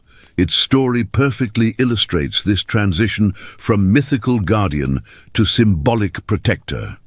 The legend goes back to the tale of Lud and Lephelis we mentioned earlier, with the red and white dragons fighting beneath the kingdom. The red dragon came to symbolize the Welsh people, their struggle for sovereignty, and their enduring spirit. When Henry Tudor, who had Welsh ancestry, marched to claim the English throne at the Battle of Bosworth Field, he flew the Red Dragon banner. His victory was seen not just as a political triumph, but as the fulfillment of a prophecy. The Red Dragon of Wales had finally prevailed. The mythical guardian of the land had become the symbolic guardian of a dynasty. That same red dragon still appears on the Welsh flag today, a 1,000-year-old guardian still on duty. But the Welsh dragon was far from alone. Across Europe, noble families adopted the dragon as their emblem. The city of Ljubljana in Slovenia has a dragon on its coat of arms, a guardian of the city gates. In Germany, numerous knightly families featured dragons. The Visconti family of Milan used a dragon swallowing a man, a rather direct message about what happened to those who crossed them. This wasn't just vanity, it was a claim to a certain kind of power. By using the dragon, these families were aligning themselves with the creature's ancient attributes of strength, vigilance, and fearsome protection. They were saying, "The qualities of this mythical beast are the qualities of our house." There's a fascinating irony here. At the very time that knights in stories were slaying dragons, knights in reality were putting them on their shields. The dragon, the ultimate symbol of the wild, chaotic power that chivalry was supposed to conquer, had been captured and put to work, tamed by the very system that supposedly opposed it. The message was clear. We are so powerful, we have even mastered the master of monsters. We don't fear the dragon, we employ it. So the next time you see a dragon on a crest, a flag, or even a corporate logo, look beyond the simple design. You are looking at the ghost of a 1,000-year-old strategy, a strategy that said the best way to protect your name, your legacy, your very identity, was to associate it with the most powerful, ancient, and terrifying guardian our ancestors could imagine. The heraldic dragon doesn't breathe real fire, but the fire of reputation. It doesn't guard a cave of gold, but a family's honor. And in the quiet of a museum, staring at an old, faded shield, you can almost hear the faint, metallic whisper of that message. Remember who we were. Remember what protected us. From the ordered world of heraldry, where dragons guarded family honor on painted shields, we now look upward to the very stones of medieval cities and cathedrals, where these ancient guardians found a new permanent home. Perched on rainspouts and roof edges, watching over the faithful with stone eyes and open mouths. The atmosphere here is urban, sacred, and strangely alive. The air carries the scent of wet stone after a rainfall, mixed with incense from within the cathedral and the distant smell of wood smoke from the city below. The sounds are the distant murmur of a marketplace, the solemn chant of monks from within, and, during a storm, the distinct gurgle and rush of water pouring from the mouths of 100 stone creatures. These are the gargoyles and grotesques, and among them, the dragon holds a place of honor, not as a symbol on a shield anymore, but as a functioning part of the building itself, a stone guardian with a very practical job description. So what is the architectural dragon guarding? On the most basic level, it's protecting the building itself. Those dramatic open-mouthed dragons aren't just for show. They're waterspouts designed to channel rainwater away from the delicate stonework of the cathedral walls. The dragon's throat becomes a gutter, its mouth a downspout. Every time it rains, the dragon literally spews the water it has consumed, protecting the mortar and stone from erosion. It's a brilliant piece of engineering disguised as art. The dragon, the ancient creature of primal forces, has been put to work as a medieval plumbing system. There's a certain humble poetry in that, the mighty guardian of treasures and temples now guarding against damp and decay. But the protection goes far deeper than mere water management. These architectural dragons are spiritual guardians. Medieval Christians lived in a world they believed was literally populated by demons and evil spirits. The church was a fortress against these invisible threats, and every aspect of its design had symbolic meaning. The dragons perched on the exterior served as the first line of defense. Their fearsome appearance was meant to terrify evil spirits, to scare them away before they could even cross the threshold into the sacred space. They were the spiritual equivalent of scarecrows, their grotesque forms a warning to any malevolent force thinking of causing trouble. Step too close, and the stone dragon might just come to life. This creates a fascinating paradox. Here is the dragon, a creature from pagan mythology, a symbol of the very chaos and devilry that the church preached against, now recruited to defend the house of God. It's the ultimate co-opting of a symbol. The church didn't destroy the dragon. It baptized it. It put it to work. The message was clear. Even the most powerful forces of the old world now serve the new order. The dragon's wild energy hasn't been eliminated. It has been harnessed, channeled, and given a holy purpose. Its ferocity is no longer a threat to be feared, but a weapon to be deployed on the side of the angels. Look closely at these stone dragons. They are not the elegant serpentine forms of the East or the majestic heraldic beasts. They are often twisted, grimacing, almost tortured in their posture. Their wings are bat-like, their bodies muscular and contorted. They seem frozen in a moment of eternal strain, forever pushing against the weight of the stone they're carved from, forever on the verge of roaring to life. This wasn't poor craftsmanship, it was intentional.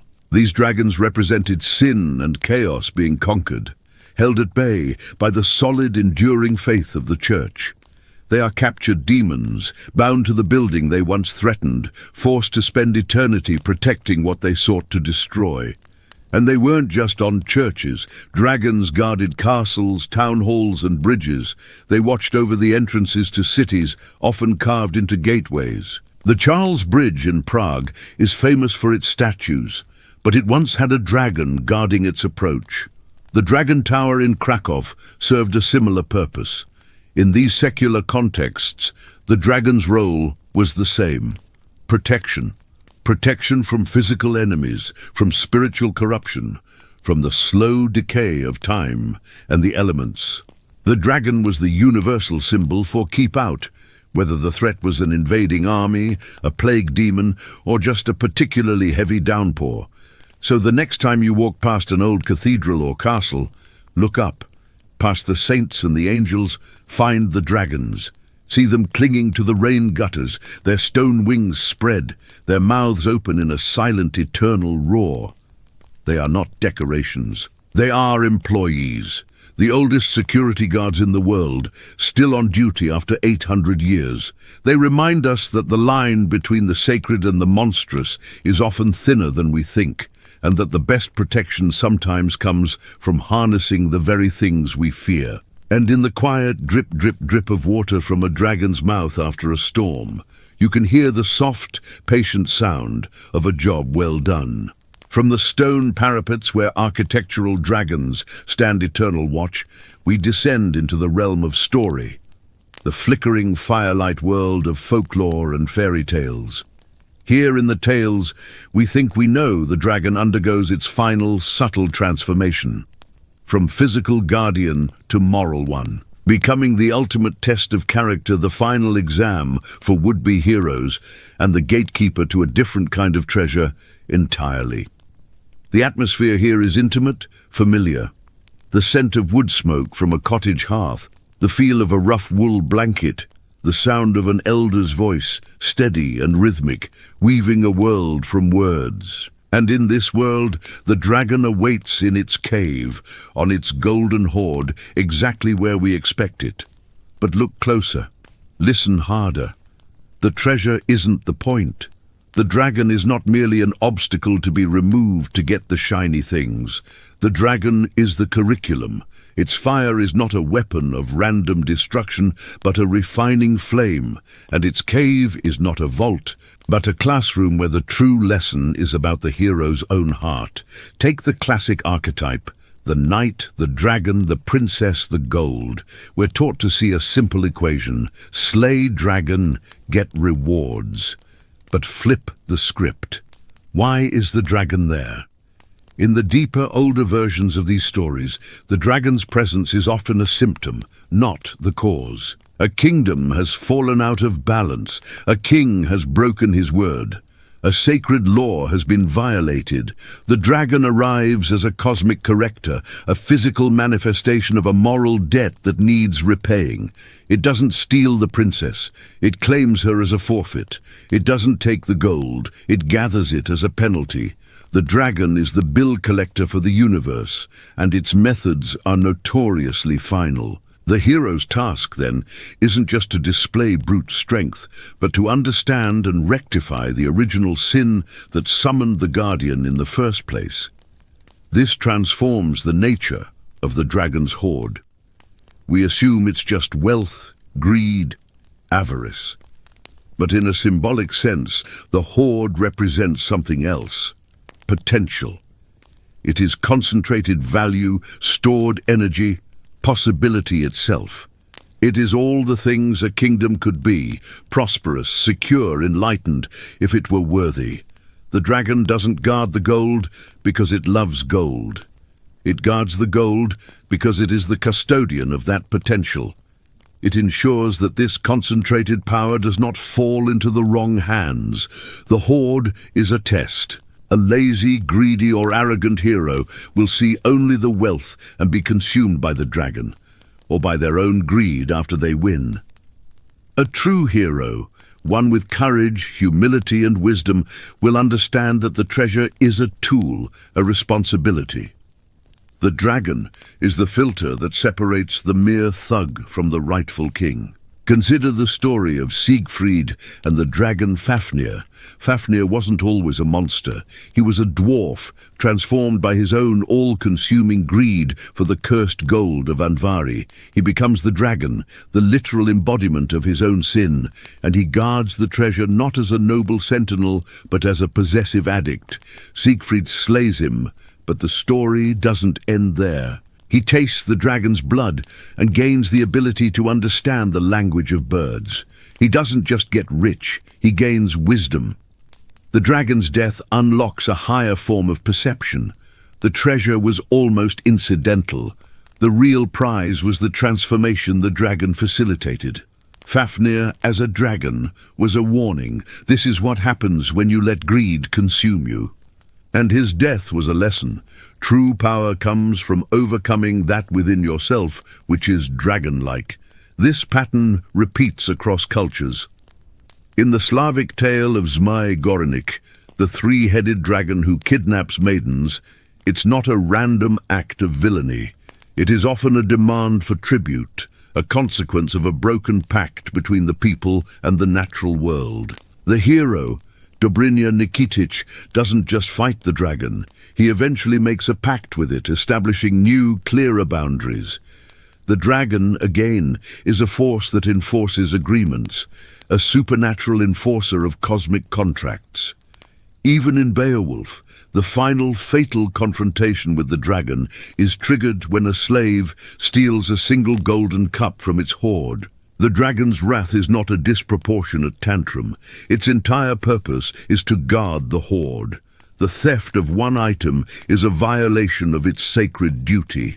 Beowulf, the aged king, must face this ancient guardian not to win a princess, but to defend his people from the consequences of a thief's action.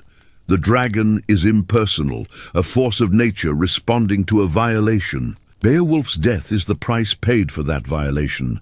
A reminder that disturbing a guardian, even accidentally, has consequences. So the next time you hear a fairy tale that begins with a dragon guarded a great treasure, don't think of a monster. Think of a final exam. Think of a spiritual obstacle course. The fire is there to burn away your fear. The scales are there to test the quality of your weapon, not the metal, but the resolve behind it. The treasure is not the reward for passing the test. The transformation you undergo to become worthy of facing the test is the real reward. The dragon of folklore is the ultimate teacher, the guardian of not just gold, but of growth. It ensures that the hero who finally claims the crown is not the one who is simply strong enough to take it, but the one who is wise enough to deserve it. And in the quiet end of the tale, after the dragon is gone and the kingdom is saved, its lesson remains, a silent, scaled ghost in the happily ever after. From the moral classrooms of fairy tale caves, we now travel back to the very beginning, to the moment before moments, the silence before sound. Here in the creation myths of the world, we find the dragon's most fundamental role of all, not as a guardian of places or principles, but as a foundational element of reality itself, the raw material of cosmos waiting to be shaped. The atmosphere here is not one we can truly comprehend. There is no air, no scent, no sound, only the profound, pressureless void before time. Then the first movement. A coil shifting in the darkness, a scale brushing against nothingness, a breath that is not yet breath. This is the primordial dragon, the chaos serpent that exists before gods, before light, before form. It is not a creature in the world. It is the world in potential, the unformed everything waiting to be given a name. And its guardianship is the most essential of all. It guards the threshold between nothing and something. Consider Tiamat, the great saltwater dragon of Mesopotamian myth. She is not a villain. She is the mother of all things, the swirling chaotic waters that contain the seeds of life.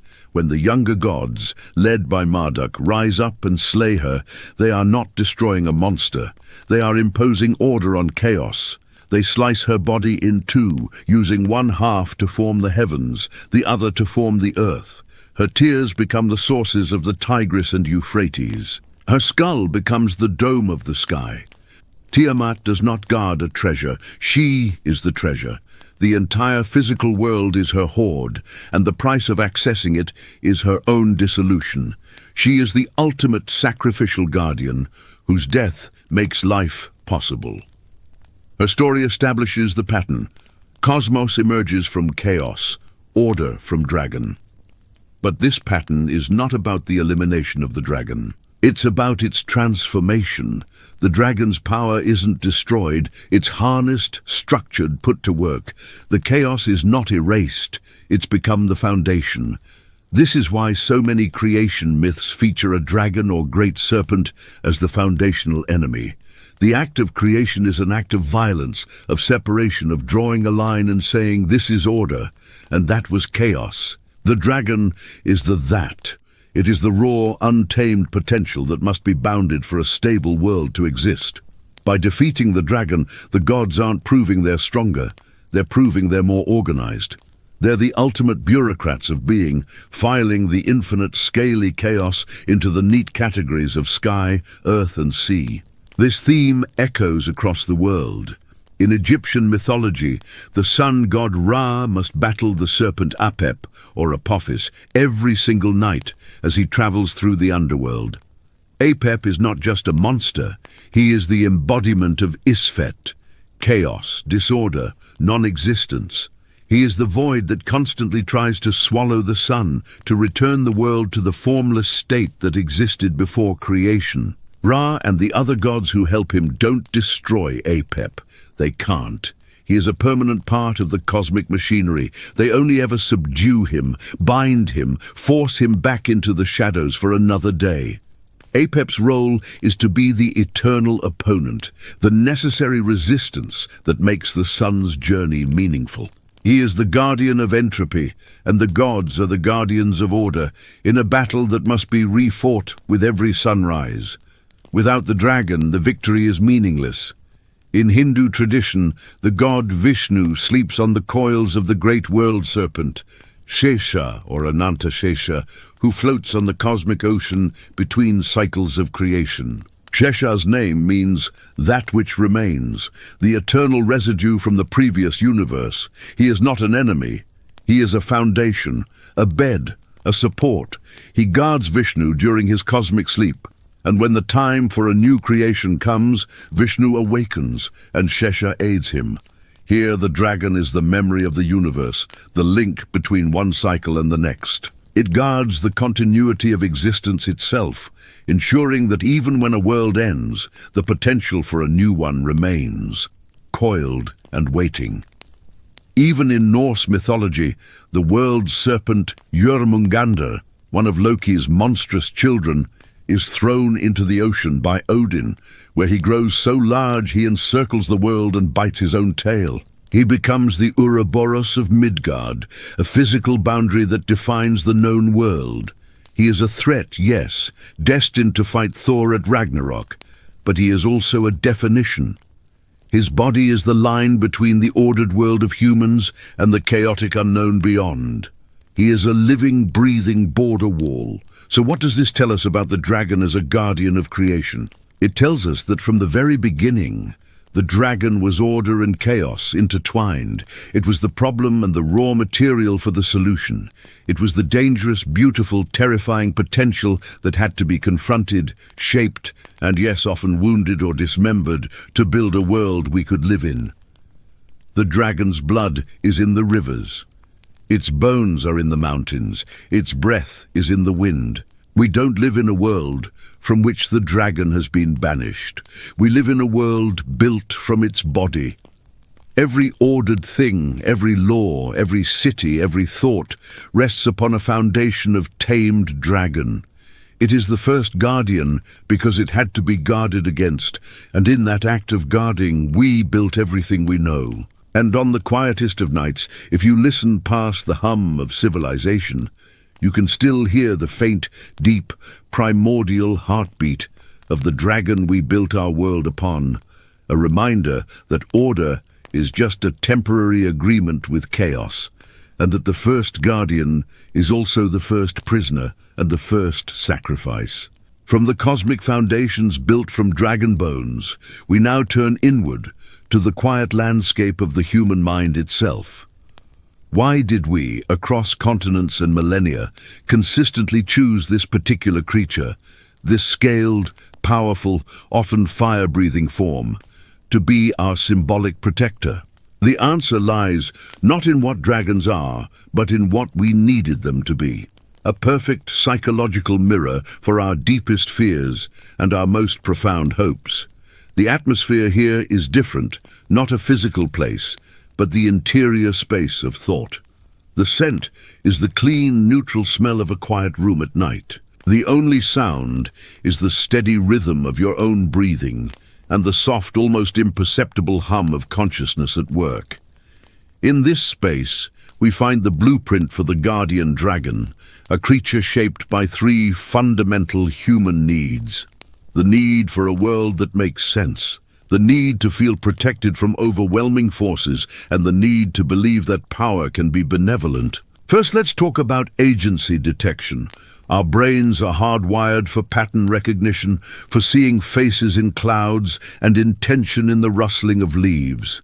In a world filled with unpredictable natural forces, a river that floods without warning, a drought that withers crops, a storm that sinks ships, it was psychologically easier and frankly more comforting to believe these events were the actions of a conscious being.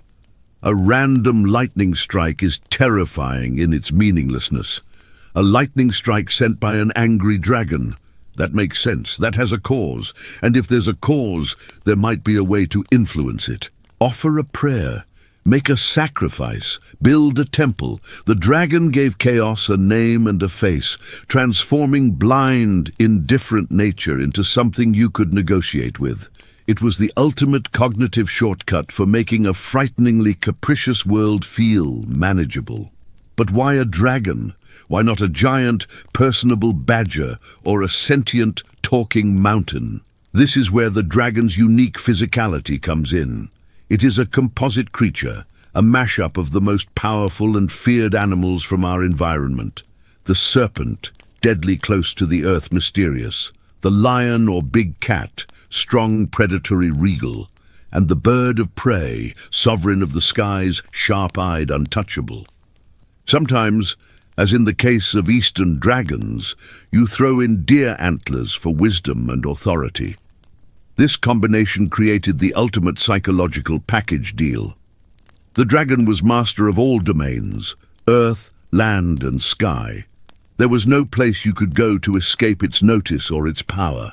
This made it the perfect candidate for a universal guardian. If you're going to invent a protector, you don't want one with a limited skill set. You want the one creature that has every base covered, the ultimate multi-domain security system. This leads to the second profound psychological need, the need for symbolic immortality. We are fragile, temporary creatures living in a dangerous world. But a concept, a tribe, a kingdom, a sacred law, these things are meant to endure. The dragon, by its very nature, is ancient. It is often described as ageless or immortal. By making it the guardian of our most cherished institutions, the kingdom, the temple, the cosmic order, we were symbolically lending that permanence to the things we held dear. The dragon wasn't just protecting the treasure, it was protecting the idea of the treasure, ensuring that what we valued would outlive our own brief, flickering lives. It was a way of projecting our own longing for legacy onto a creature that could actually deliver it, scale by ancient scale. And then there's the beautiful, necessary duality. The guardian dragon is almost never purely gentle. It is fearsome. It can be wrathful. The Chinese dragon kings send life-giving rain, but also devastating floods. The horned serpent offers healing medicine, but carries deadly venom. This ambiguity is psychologically crucial. It reflects our deep intuitive understanding that true protection isn't soft. The forces that truly guard things in this world, be they natural, social, or spiritual, have teeth. A boundary without consequences is just a suggestion. A law without enforcement is just words. The dragon's capacity for violence wasn't a flaw in its character as a guardian, it was the very source of its credibility. We needed to believe that our protector was powerful enough to be terrifying, because only something that terrifying could possibly stand between us and the things we feared most. Finally, the guardian dragon fulfilled our need for a relationship with the sublime. We have an innate desire to feel connected to something larger than ourselves, something awe-inspiring. The dragon, in all its immense, ancient and majestic power, was a perfect bridge to that feeling. By assigning it a protective role, we were not cowering in fear before a monster. We were forming a relationship with a power greater than ourselves. We were saying, this incredible, awe-inspiring force is on our side. It transformed the feeling of awe from one of terror into one of comfort. The dragon didn't just make the world safer, it made the world more meaningful, more wondrous. So, the guardian dragon is more than a myth. It is a fossil of human psychology. It is the shape we gave to our need for order in chaos, for permanence in transience, for strength in vulnerability, and for wonder in the familiar. We didn't create the guardian dragon because we saw one. We created it because we needed to see one. We needed a mirror that showed us not what we were, but what we hoped we could be, protected, significant, and connected to a power that was as magnificent as it was mindful. And in the quiet of the night, when you imagine a great scaled form coiled around something precious, you are participating in that ancient, deeply human act of creation. You are building a guardian for your own mind. From the deep psychological needs that birthed the guardian dragon, we now trace the great unraveling, the slow cultural shift where this ancient protector was systematically recast, particularly in the West, from sacred sentinel to a villain that needed slaying. This isn't a story of one battle, but of a 1,000-year-long war of ideas, where the dragon became collateral damage in the restructuring of the human world. The atmosphere shifts from the quiet of the mind to the noise of history. The scent of incense and wet stone begins to mix with the smell of burning parchment and forge fires. The sounds are no longer just chants and wind. They are the hammering of cathedral spires, the marching of crusading armies, the fervent debates of theologians, and the systematic clearing of ancient forests. In this new, more rigid world, there was less and less room for the ambiguous, territorial wisdom of the old dragons.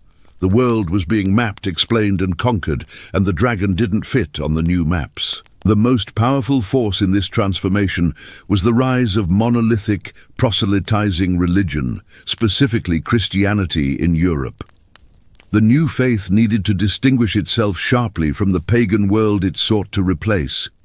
The old gods and spirits had to be demonized, and the dragon, as a potent symbol of those earlier earth-based beliefs, was a prime target.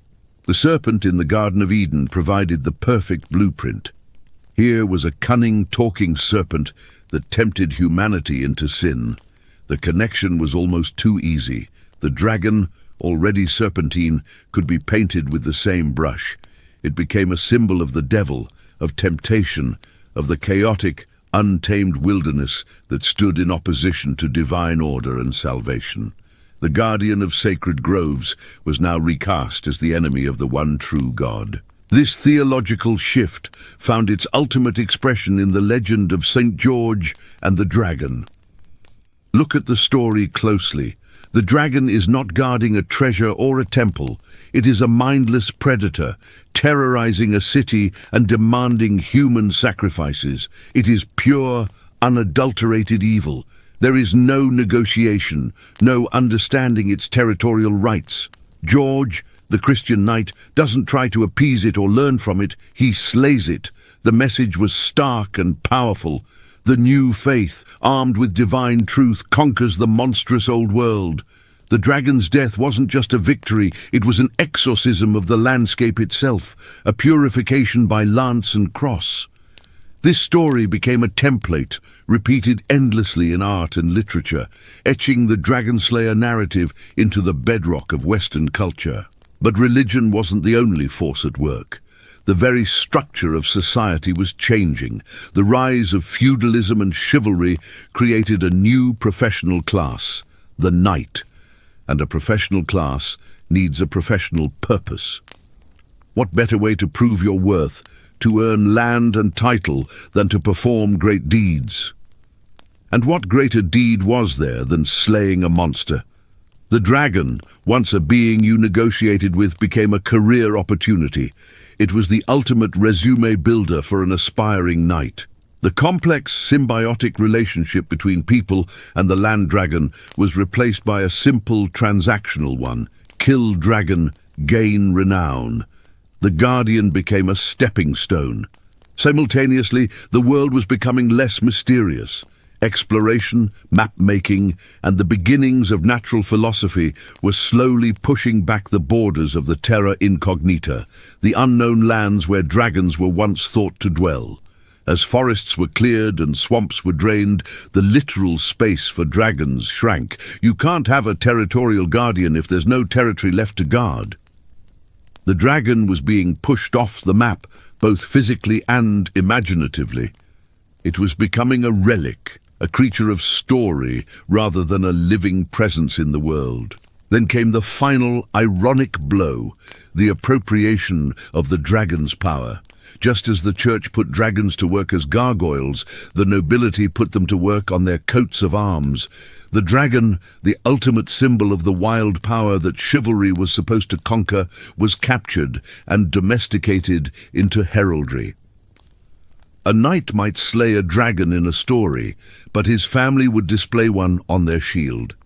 The message was a masterpiece of psychological branding. We are so powerful, we have not only defeated the dragon, we have enslaved its image. Its ferocity now serves us. The living guardian was killed, and its skin was stretched over a frame to serve as a banner for the very system that killed it. So the dragon's demise wasn't a sudden event. It was a slow, cultural freezing, a reduction of a complex, multi-dimensional symbol into a one-dimensional villain. The Rainbringer, the Wisdom Keeper, the Territorial Spirit, the Cosmic Foundation. All these roles were stripped away, leaving only the scales, the fire, and the horde, now reinterpreted as symbols of greed, destruction, and sin. The dragon was simplified into a problem, because a problem is something you can solve. And in solving it, you could prove the superiority of your god, your social class, and your worldview. The great, ancient guardian was silenced, not by a single hero's lance, but by the relentless, organized noise of a new world that had no place for its ambiguous ancient roar. And in that silence, we gained a simpler story, but we lost a much older, much wiser conversation with the world. From the historical silencing of the ancient guardian, we now arrive in our own time, where the dragon, against all odds, has experienced a remarkable resurrection. But in the pages of modern fantasy, and on the silver screen, we find not a simple return, but a fascinating reconciliation, an attempt to weave the dragon's two warring identities, the villain and the guardian, back into a single complex thread. The atmosphere here is familiar, yet wondrous. The scent of old paper from a well-loved paperback, the soft glow of a screen in a dark room, the immersive soundtrack of a video game swelling in the background. This is where the dragon now lives, no longer in our physical landscape, but in our collective imagination. And in this new territory, a quiet revolution has been taking place. Writers and creators have been slowly, patiently rehabilitating the dragon, reaching back past 1,000 years of dragon slayer propaganda to reclaim the ancient, scaled guardian. Of course, the old, greedy, territorial dragon of Western tradition is still alive and well. We all know Smaug, the archetypal bad dragon from Tolkien's The Hobbit. He is the culmination of the Western villain dragon, vain, avaricious, possessive, and utterly destructive. He guards his hoard not out of sacred duty, but out of pure, unadulterated greed. He is a force of nature, yes, but a malevolent one. He is the final boss, the obstacle to be overcome. Tolkien, a scholar of ancient languages and myths, was deeply steeped in the northern European traditions of dragons like Fafnir, and Smaug is the ultimate expression of that lineage. When you hear the clink of a single gold coin falling in the deep silence of his hall, you aren't hearing a sacred trust, you're hearing an addiction. But then, something began to change. Perhaps it started with the slow trickle of Eastern mythology into Western consciousness, reminding us that dragons could be wise, celestial, and benevolent. Or perhaps it was a growing cultural unease with the simple narratives of conquest and domination. For whatever reason, the dragon began to shed its purely antagonistic skin. Look at the dragons of Anne McCaffrey's Pern. These are not monsters to be slain. They are partners. They are genetically engineered guardians, bonded for life with their human riders, whose sole purpose is to protect the planet from a mindless, spore-based threat, the Thread. They are the last line of defense for an entire civilization. Their fire is not a weapon of terror, but a tool of purification, the only thing that can destroy the Thread before it consumes everything. Here, the dragon is returned to its most ancient role, the protector of the people and the land. The relationship is symbiotic, sacred, and essential. The guardian is back on duty. This theme of partnership and protection has blossomed. In the Temeraire series by Naomi Novik, dragons are not just beasts of war, but intelligent, cultured beings integrated into society with their own opinions, personalities, and legal rights. They are aerial corps, navies, and diplomats. They are, in essence, citizen guardians. In the game Skyrim, you can encounter Paarthurnax, an ancient dragon who has overcome his innate, world-dominating nature to guard the way of the voice and mentor humanity. He is a teacher, a reluctant guardian, a creature struggling with his own inherited legacy of violence and choosing a different path. He isn't a treasure to be won or a monster to be slain. He is a person to be understood. Even in stories where dragons are initially presented as enemies, there is often a subversion, a reveal that complicates the simple narrative. In the Game of Thrones universe, Daenerys' dragons are weapons of conquest, yes, but they are also symbols of rebirth, of lost magic returning to the world, and, ultimately, of a mother's fierce, protective love. They are chaos and order, destruction and salvation, wrapped in scale and flame. They are a force, and like any force, their moral alignment depends entirely on who is wielding them and for what purpose. This modern reclamation isn't about erasing the dragon's power or its capacity for danger.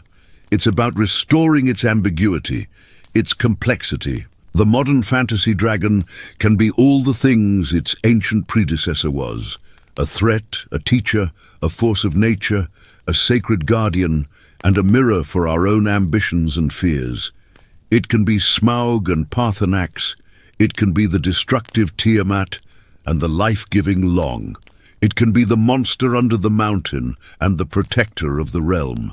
By giving us back the guardian dragon, modern fantasy has given us back a more nuanced way of looking at the world. It reminds us that power is not inherently evil, that ancient things deserve respect, and that sometimes the most fearsome presence in the room is not your enemy, but your only hope.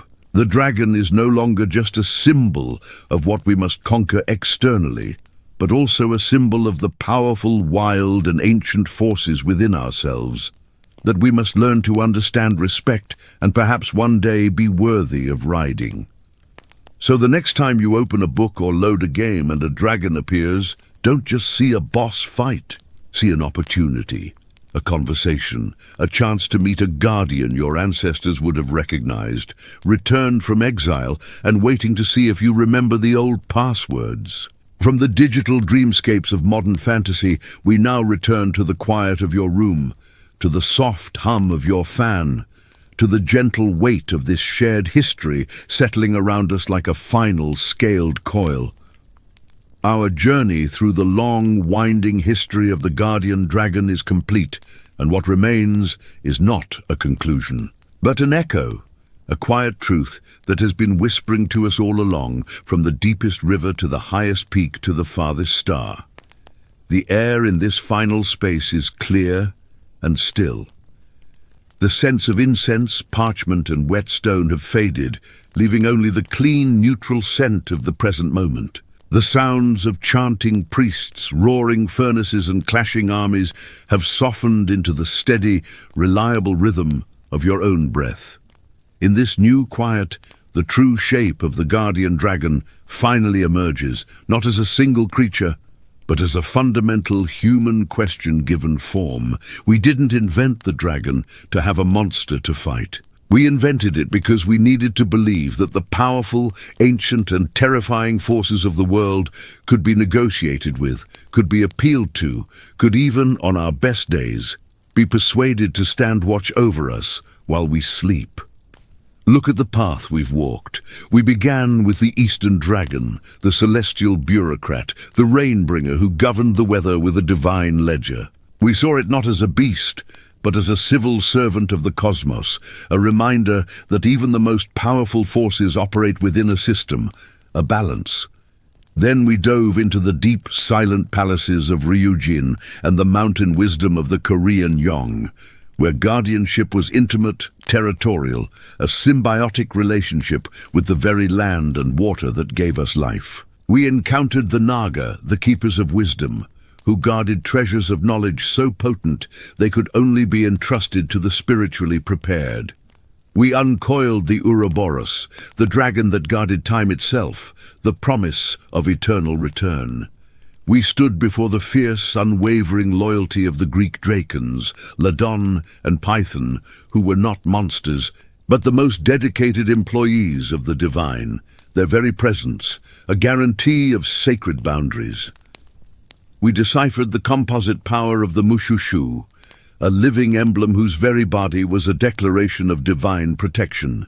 We learned from the horned serpent of the Americas, the ambiguous teacher who held both medicine and poison, reminding us that true power demands respect and understanding, not conquest.